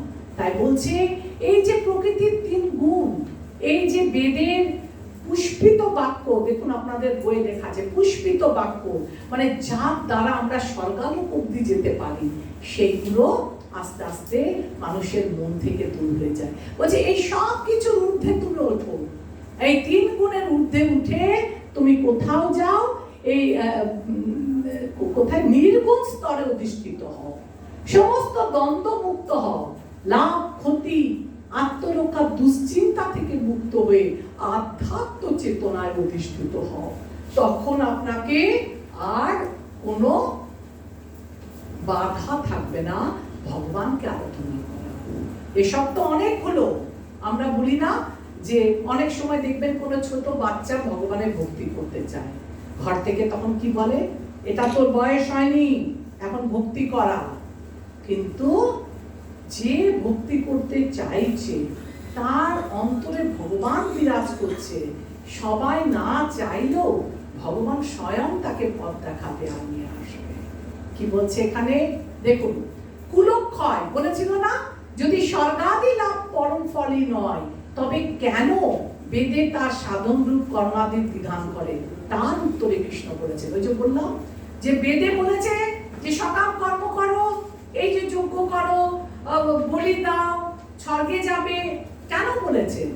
তখন এই যে যুদ্ধ না করার যেটা একটা যুক্তি ছিল না, যে কুলক্ষয়, যে যুদ্ধ যদি করি তাহলে প্রধান প্রধান যোদ্ধারা সবাই যুদ্ধে মৃত, মানে মারা যাবে, তখন কুলকে এই সিংহাসনে অনুপযুক্ত লোক বসবে, আর তখন বর্ণ সংকরের সৃষ্টি হবে, স্ত্রীরা সবাই কি করবে, ব্যভিচারী হয়ে যাবে। বেদে প্রধানত এইটা কিভাবে খণ্ডন করছে দেখুন, কুলক্ষয়টা বেদে প্রধানত জড়া প্রকৃতির 3টি গুণ সম্বন্ধে আলোচনা করা হয়েছে। হে অর্জুন, তুমি সেই গুণগুলোকে অতিক্রম করে নির্গুণ স্তরে অধিষ্ঠিত হও, সমস্ত দ্বন্দ্ব থেকে মুক্ত হও, লাভ ক্ষতি ও আত্মরক্ষার দুশ্চিন্তা থেকে মুক্ত হবে, আধ্যাত্ম চেতনায় অধিষ্ঠিত হও। তোমাকে দেখতে হবে না কোথায় কুলক্ষয় হচ্ছে, কোথায় এ পাচ্ছে, তুমি এসব কিছু দেওয়া পাওয়া, চাওয়া পাওয়া, সুখ দুঃখ, এসব গুলোকে পেছনে ফেলে তোমার মন আধ্যাত্ম চিন্তায় তুমি তোমার মনকে পরিপূর্ণ করো। ভগবান কেন সৃষ্টির আদিতে বৈদিক জ্ঞান দান করেন? তাহলে বেদ কেন সকাম কর্মের শিক্ষা দেয়? আর এই উপনিষদের গুরুত্ব কি?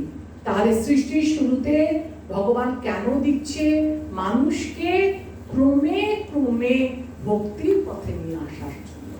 কেউ একবারে আসে, কেউ দুবারে আসে, কেউ বলছে ভগবান সবাইকে একটা করে গিফট প্যাক আমাদের হৃদয়ের ভেতর দিয়েছে। সেই গিফট প্যাকটা কি?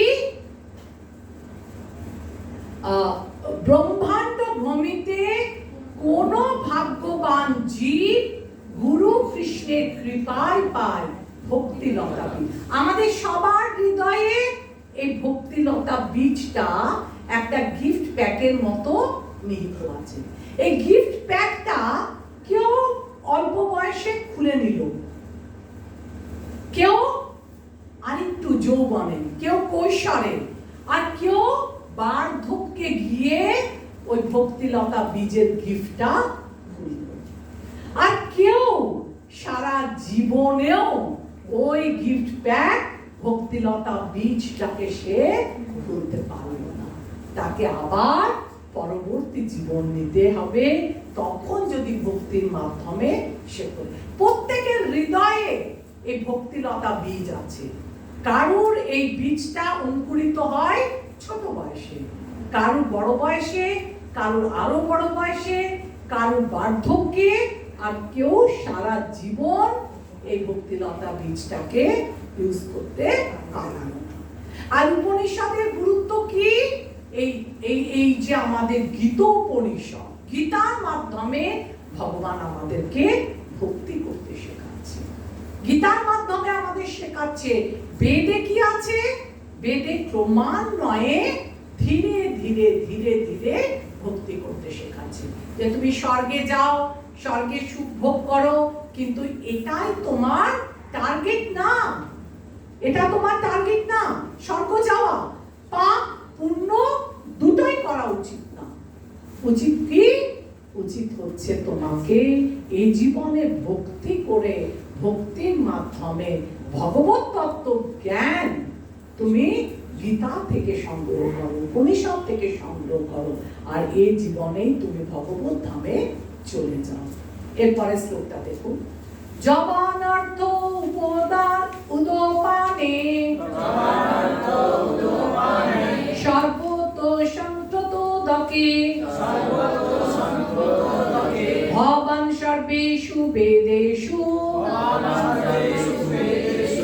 ব্রাহ্মণস্য বিজানত। ক্ষুদ্র জলাশয়ে যে সমস্ত প্রয়োজন সাধিত হয়, সেইগুলি বৃহৎ জলাশয় থেকে আপনা হতেই সাধিত হয়ে যায়। তেমনি ভগবানের উপাসনার মাধ্যমে যিনি পরব্রহ্মের জ্ঞান লাভ করে সব কিছুর উদ্দেশ্য উপলব্ধি করেছেন, তার কাছে সমস্ত বেদের উদ্দেশ্য সাধিত হয়ে গেছে। এবার দেখুন, খুব সুন্দর উপমা দিয়েছে। বলছে এই যে ছোট ছোট গ্রামে যে কুয়ো থাকে না, কোন একটা কুয়োতে জল টেনে ওটাকে দিয়ে জল খায়, কোন একটা কুয়ো হয়তো ছোট ছোট হ্রদে কাপড় কাচা হয়, কোন একটাতে পশুদের স্নান করানো হয়। কিন্তু কোন একটা গ্রামে যদি বড় নদী থাকে, তাহলে এই যে ক্ষুদ্র ক্ষুদ্র জলাশয়ের যে বিভিন্ন রকম কার্যগুলো সে নদীর মাধ্যমে আপনা আপনি পূরণ হয়ে যাবে। ঠিক তেমনি ভাবে এই যে আমাদের বেদে যে ছোট্ট ছোট্ট সকাম কর্মের কথা বলা হয়েছে, সেইগুলো যদি কেউ ভগবানের উপাসনা করে, পরব্রহ্মের জ্ঞান যে লাভ করলো গীতা ভাগবত আদি পড়ে, তাহলে আপনা আপনি তার কাছে সমস্ত বেদের উদ্দেশ্যগুলো সাধিত হয়ে গেল। বেদে এটা বলা আছে, বেদে ওটা বলা আছে, এত আমাদের পড়ার জানার দরকার নেই। প্রভুপাদ আমাদেরকে বলেছে 3টে বই পড়তে। কি কি? গীতা, ভাগবত, চৈতন্য। এই 3টে বই যদি আমরা ভালোভাবে, এই 3টে শাস্ত্র যদি আমরা ভালোভাবে অধ্যয়ন করতে পারি, নাম্বার 1 ভগবদ গীতা, নাম্বার 2 শ্রীমদ্ ভাগবতম, নাম্বার 3 চৈতন্য চরিতামৃত, তাহলে আমাদের আর অন্য ধর্মগ্রন্থ পড়ার কোনো প্রয়োজন নেই। আমাদের জীবনের উদ্দেশ্য কি? আমরা কিভাবে ভগবত ধামে ফিরে যাব, সব কিছু এই শাস্ত্রতে থেকে আমরা পেয়ে যাব। ক্ষুদ্র জলাশয়ের এটা তো আপনারা বুঝতে পেরেছেন। আর বেদের কর্মকাণ্ডের উদ্দেশ্য কি, এটা তো আলোচনা করলাম। প্রকৃত বেদান্ত তত্ত্ববেত্তা নিরন্তর কৃষ্ণ নাম কীর্তনকারী মহাত্মা। আচ্ছা শুনুন, এবার বলছে সবার শাস্ত্র পড়ার দরকারও নেই। যারা যারা খুব উচ্চতর মার্গের বৈষ্ণব, যেমন আমি আপনাদের এখন কার একটা উদাহরণ দিলাম, হরিদাস ঠাকুর। হরিদাস ঠাকুর দিনে কত মালা জপ করতেন? তো হরিদাস ঠাকুর যে 3 লক্ষ মালা জপ করতেন, তাকে আর অন্য কিছু করার প্রয়োজন নেই। কিন্তু আমরা হরিদাস ঠাকুরকে কি করব না? অনুকরণ করব না, আমরা অনুসরণ করব। কেমন না? আমরাও বলতে পারি আমরা আর বুক ডিস্ট্রিবিউশনে যাব না, আমরা আর ক্লাস করতে যাব না, আমরা আর এটা করব না, ওটা করব না, আমরাও আমাদের মতো বেছে নিই না। এটা কোন সেবাটা আমাদের পক্ষে সুইটেবল সেটা কে নির্ধারণ করে দেবে? আমাদের শিক্ষাগুরু, আমাদের দীক্ষাগুরু, ওনারাই একমাত্র যোগ্য ব্যক্তি যে আমরা কোন পথ অবলম্বন করব সেটাকে সুন্দর করে নির্ধারণ করে দেবে। কর্মণ্যে ব্যাধিকারস্তে মা ফলেষু কদাচন মা কর্ম ফল হেতু মা কর্ম ফল হেতুর ভূর্মা তে সঙ্গস্ত কর্মণি। অনুবাদ: সধর্ম বিহিত কর্মে তোমার অধিকার আছে, কিন্তু কোন কর্মফলে তোমার অধিকার নেই। কখনো নিজেকে কর্মফলের হেতু বলে মনে করো না, এবং কখনো স্বধর্ম আচরণ না করার প্রতি আসক্ত করো না। তাহলে আমরা এখানে দেখছি যে আমাদেরকে কি বলছে, যে স্বধর্ম বিহিত। আমরা যদি বলি যে কর্মণ্যে ব্যাধিকারস্তে, তার মানে চোরের কাজ চুরি করা, তাহলে ও বলবে আমি তাহলে চুরি করবো, এটাই আমার কর্ম না। স্বধর্ম বিহিত কর্মে তোমার অধিকার আছে, কিন্তু কোন কর্মফলের অধিকারে তোমার নেই। তখন বলবে কর্মফলে আমার অধিকার আছে, তাহলে যে খুনি বলবে আমার তো কাজই হচ্ছে লোককে খুন করা, আমি তাহলে খুন করে বেড়াবো। যে যে যে যে চুরি করে সে চোর বলবে আমি তাহলে চুরি করবো, বলছেন না। তুমি আর আরেকটা কথা এখানে খুব সুন্দর বলেছে, যে নিজেকে কখনো কর্মফলের হেতু বলে মনে করবে না। আমি কখনো মনে করব না যে একটা কাজ করে যে এটা আমার দ্বারা হলো, এই কাজটা আমি করছি।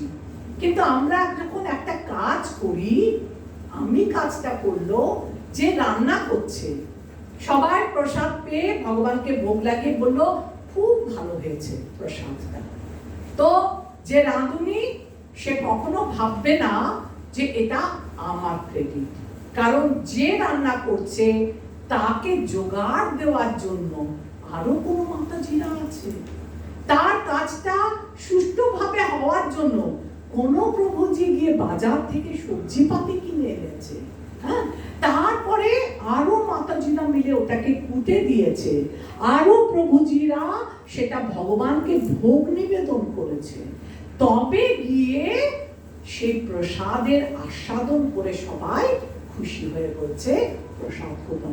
তাই বলছে কখনো নিজেকে কর্মফলে হেতু বলে মনে করবে না। তুমি কর্ম করে যাও, কিন্তু তুমি কর্মফলে হেতু না, কারণ ওর কোনো একটা কাজ করার ব্যাকগ্রাউন্ডে আরো অনেক লোকের অবদান থাকে।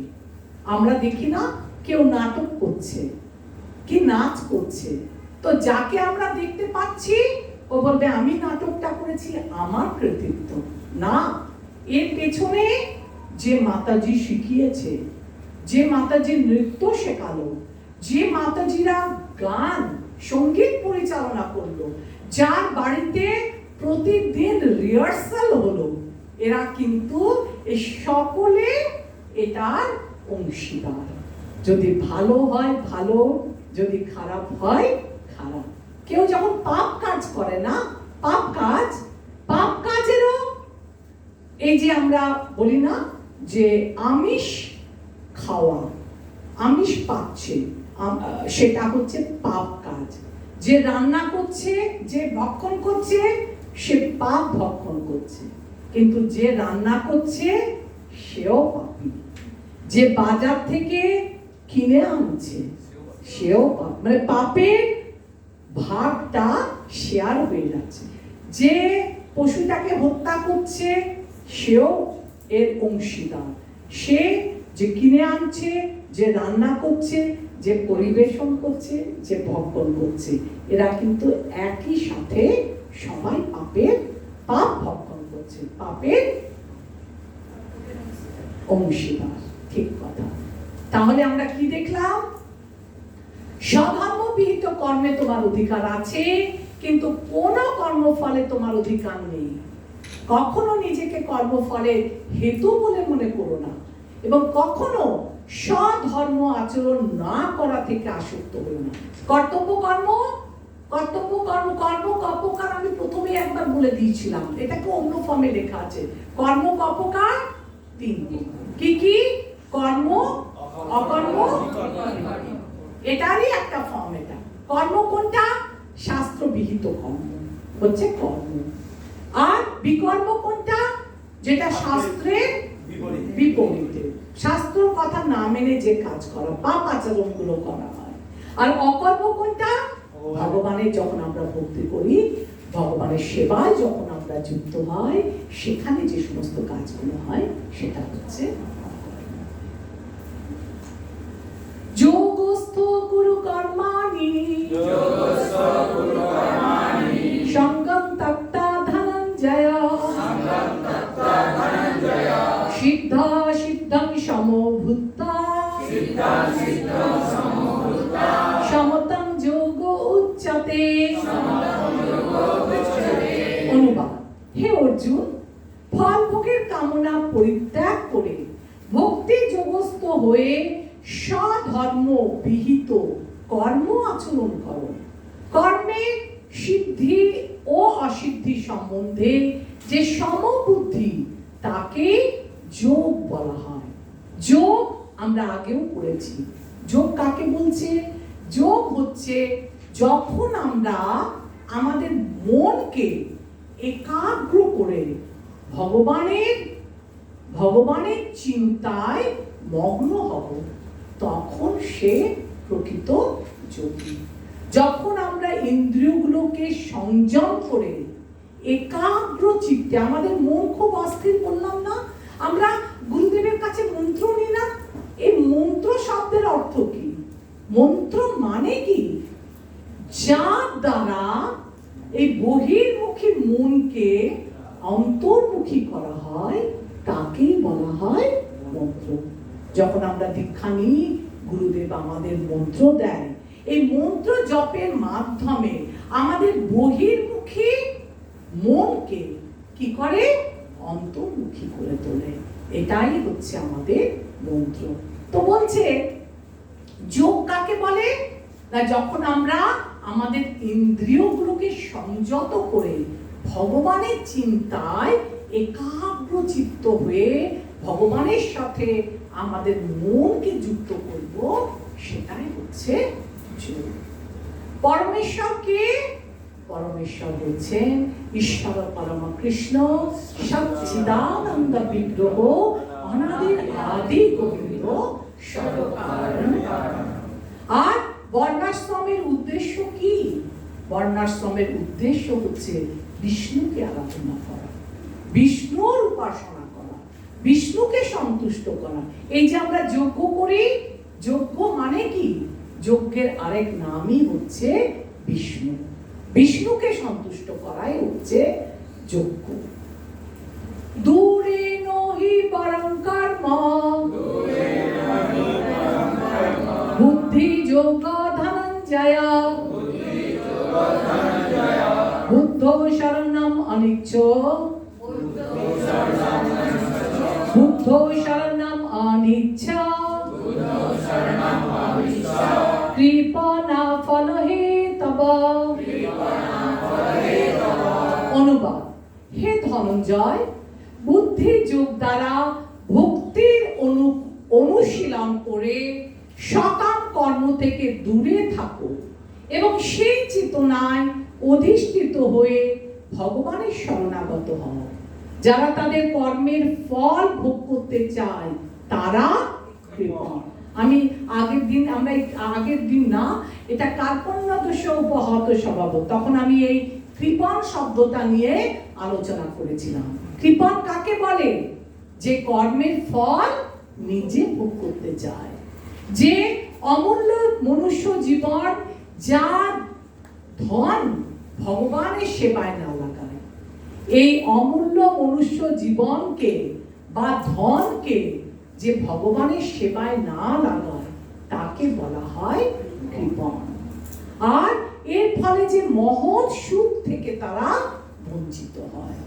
লোকে ভাবে যে স্বর্গ সুখ বিশাল সুখ, যারা কর্মকাণ্ড করে তারা মনে করে স্বর্গে গেলে বিশাল সুখ, কিন্তু যারা ভগবত ধামে যায় তারা বলে স্বর্গ সুখ হচ্ছে যেন একটা সমুদ্র, আর ভগবত ধামের সুখ হচ্ছে একটা সমুদ্র, আর স্বর্গের সুখ হচ্ছে এই যে গোষ্পদ, গরুর খুরের যে গর্ত হয় তাতে যতটুকু জল ধরে, ওই গোষ্পদের যে কি বলবো ওই জায়গাটা, ডোবাটা ছোট্ট অল্প জল ধরে, সেটা যদি স্বর্গ সুখ হয় তাহলে বিশাল সমুদ্রটা হচ্ছে ভগবত ধামের সেবা, ভগবানকে সেবা করার সুখ।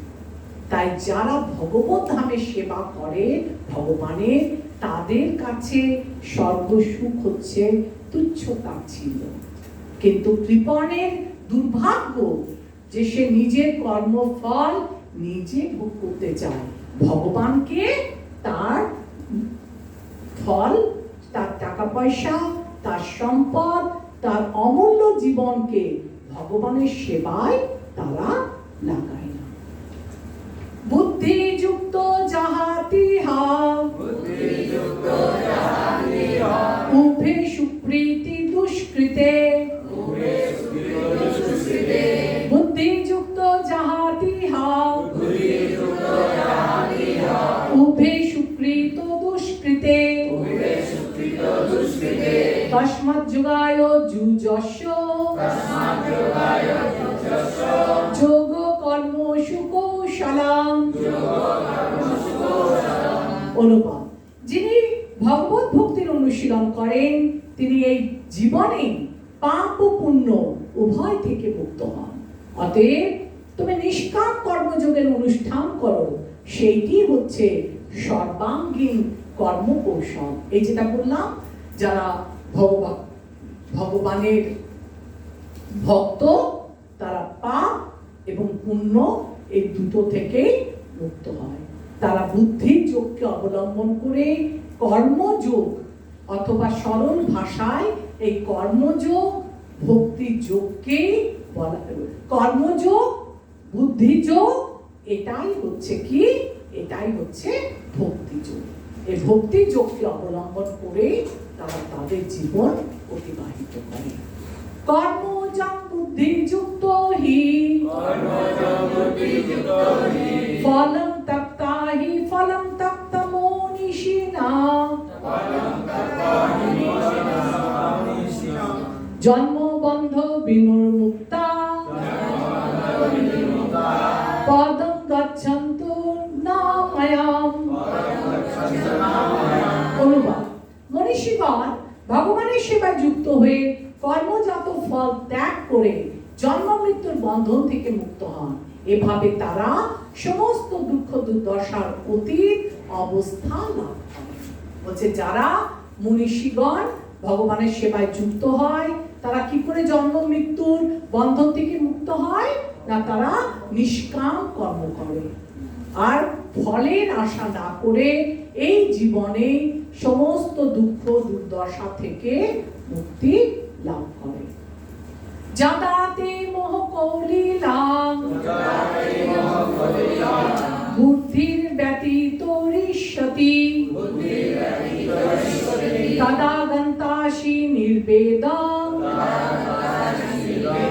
শ্রোতো বশ্য শ্রুতস্য চ।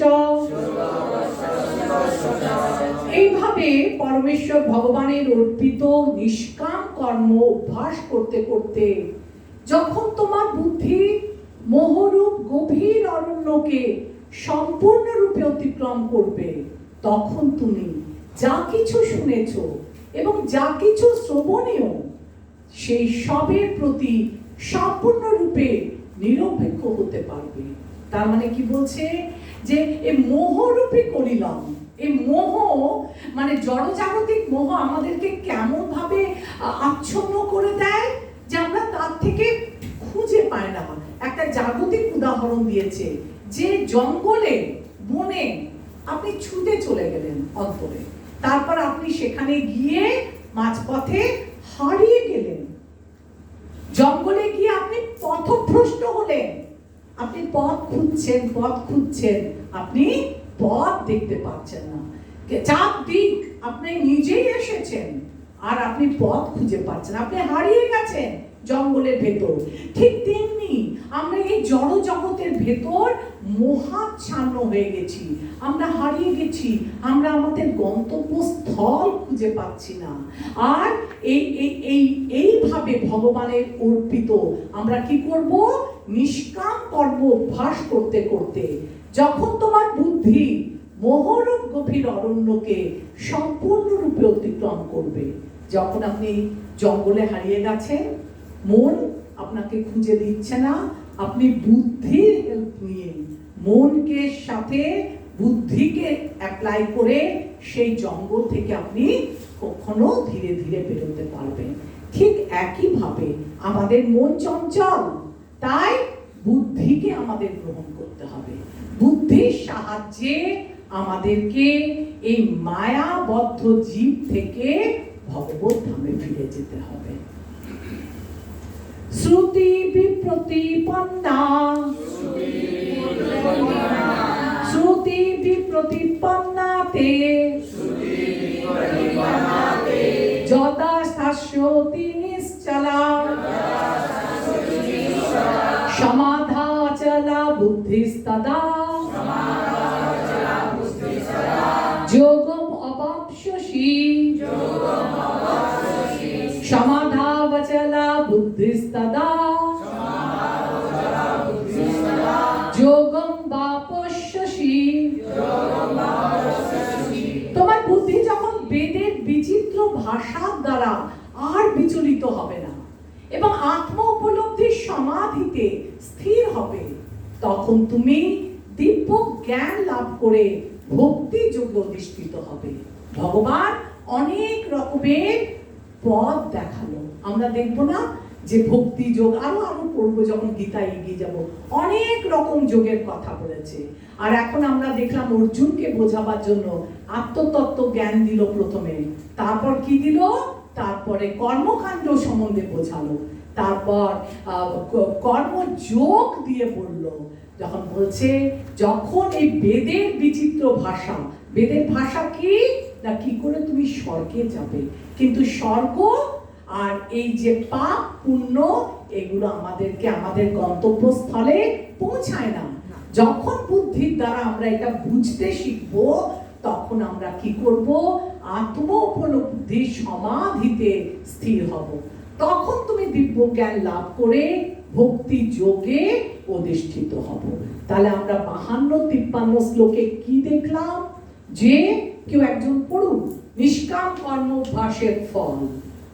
এভাবে পরমেশ্বর ভগবানে অর্পিত নিষ্কাম কর্ম অভ্যাস করতে করতে যখন তোমার বুদ্ধি মোহরূপ গভীর অরণ্যকে সম্পূর্ণরূপে অতিক্রম করবে, তখন তুমি যা কিছু শুনেছ এবং যা কিছু শ্রবণীয় সেই সবের প্রতি সম্পূর্ণরূপে নিরপেক্ষ হতে পারবে।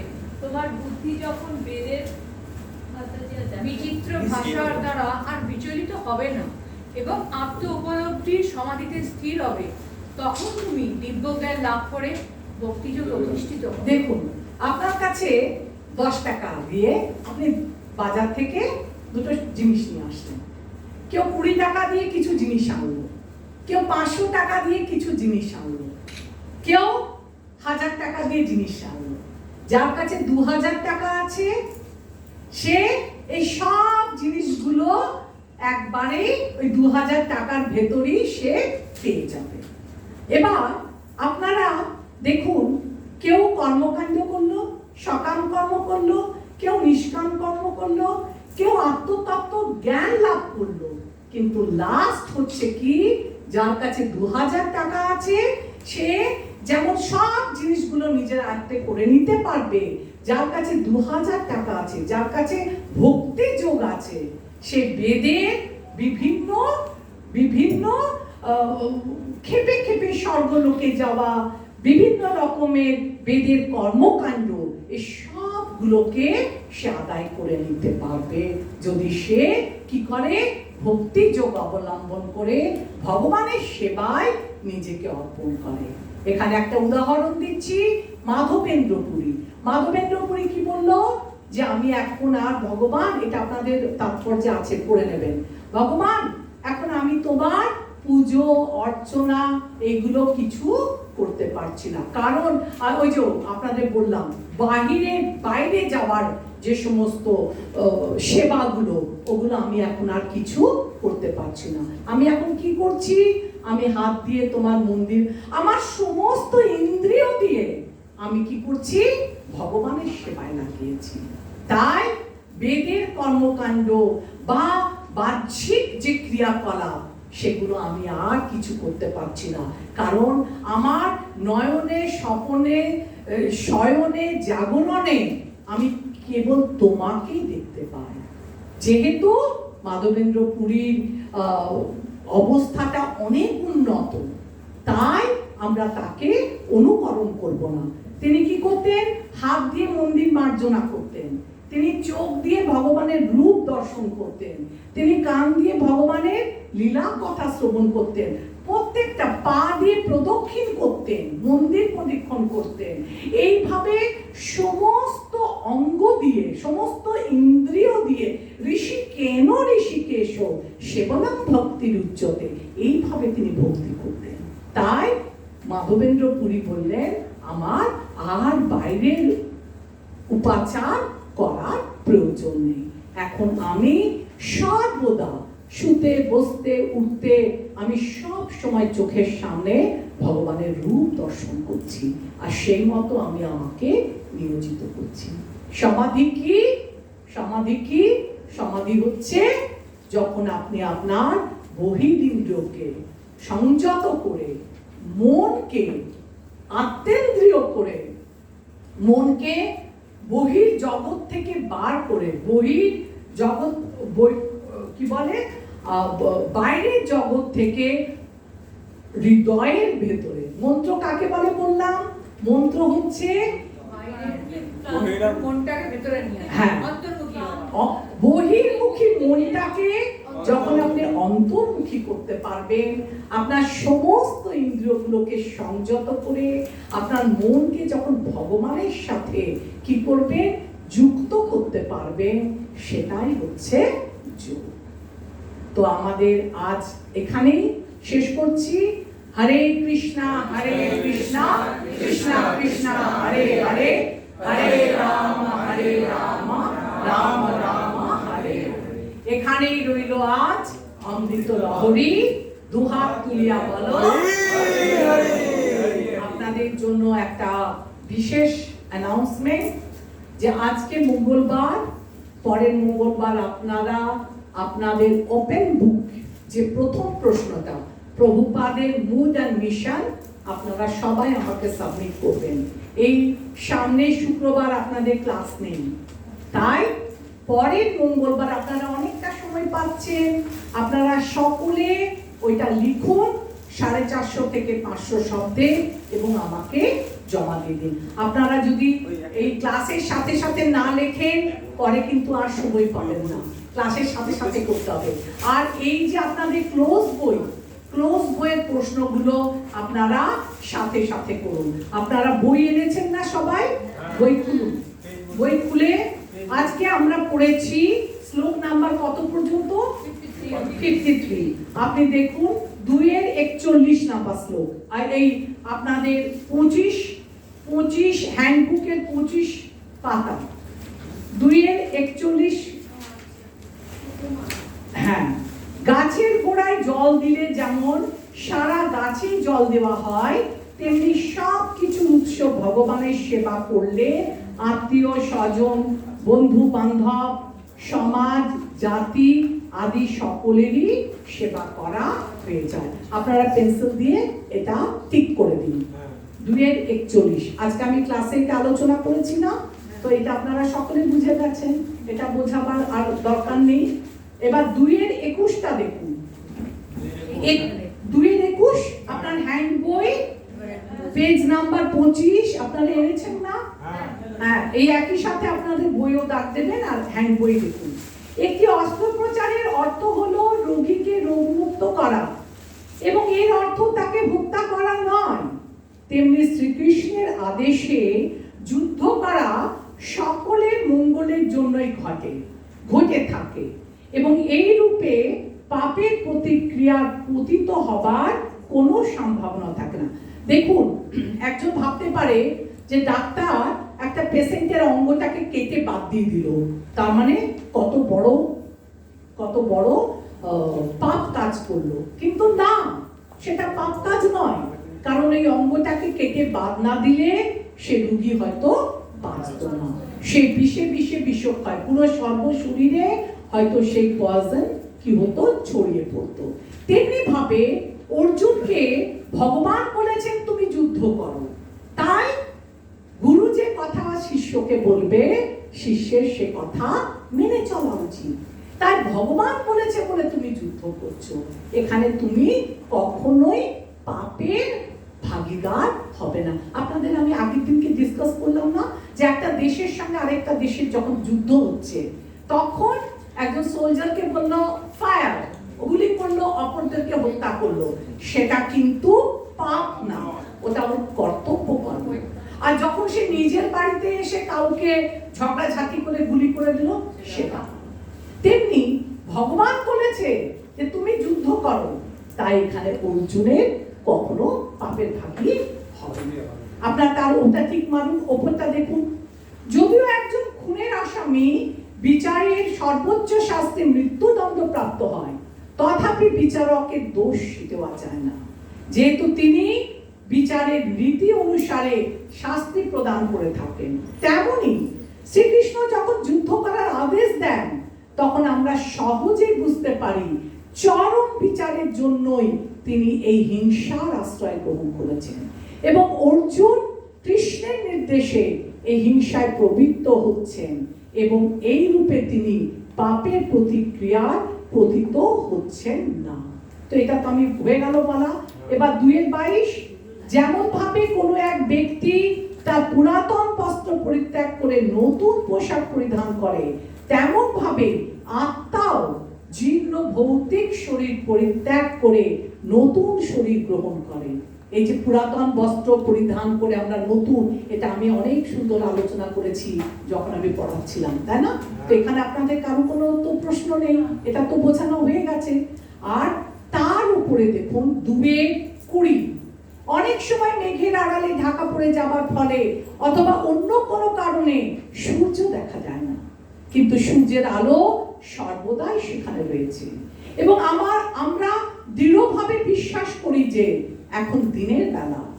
একই প্রকারে একজন তার হৃদয়ের অন্তঃস্থলে আত্মাকে প্রত্যক্ষ না করতে পারে, তথাপি সে দেহের মধ্যে বর্তমান আত্মার উপস্থিতি অনুধাবন করতে পারে তার সচেতনতার দ্বারা।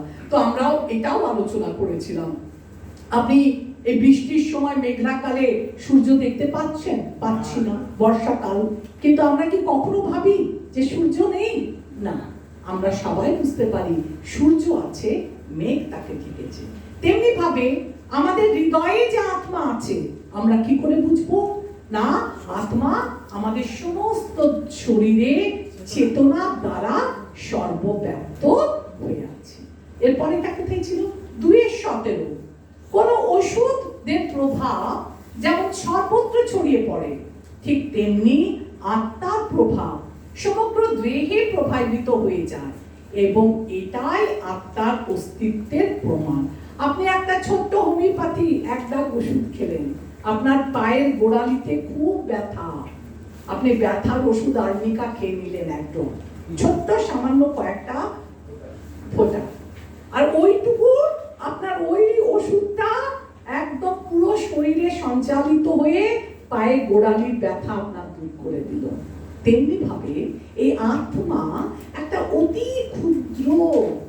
শেষাগ্রের 10,000 ভাগের 1 ভাগ। এই সামান্য কণাটা আমাদের সর্বশরীরে ব্যাপ্ত হয়ে আছে চেতনার মাধ্যমে। আচ্ছা, তার আগে পরম তত্ত্ব উপলব্ধির 3টি স্তর, ব্রহ্ম, পরমাত্মা, ভগবান, যা সূর্য কিরণ, সূর্যগোলক এবং সূর্যমণ্ডলের উদাহরণ দ্বারা এটা ব্যাখ্যা করা যেতে পারে। এটা ক্লাসে আমি খুব সুন্দর আলোচনা করেছি আপনাদের সাথে। আর প্রথম যেটি, যে মানুষ ডুবে যাচ্ছে তার পরনের কাপড়ের প্রতি করুণা প্রদর্শন করাটা নিতান্তই অর্থহীন, তেমনি যে মানুষ ভব সমুদ্রে পতিত হয়ে হাবুডুবু খাচ্ছে তার বাইরের আবরণ জড় দেহটিকে উদ্ধার করলে তাকে উদ্ধার করা হয় না। এটাও আমি আপনাদের সাথে খুব সুন্দরভাবে আলোচনা করেছি। আশা করছি আপনাদের বুঝতে কোনো অসুবিধা হয়নি। এবার মাতাজিরা, প্রভুজিরা সুন্দরভাবে পড়াশুনো আজ থেকে শুরু করে দিন। আপনাদের হাতে বেশি সময় নেই, পরের মাস দেখতে দেখতে চলে আসবে।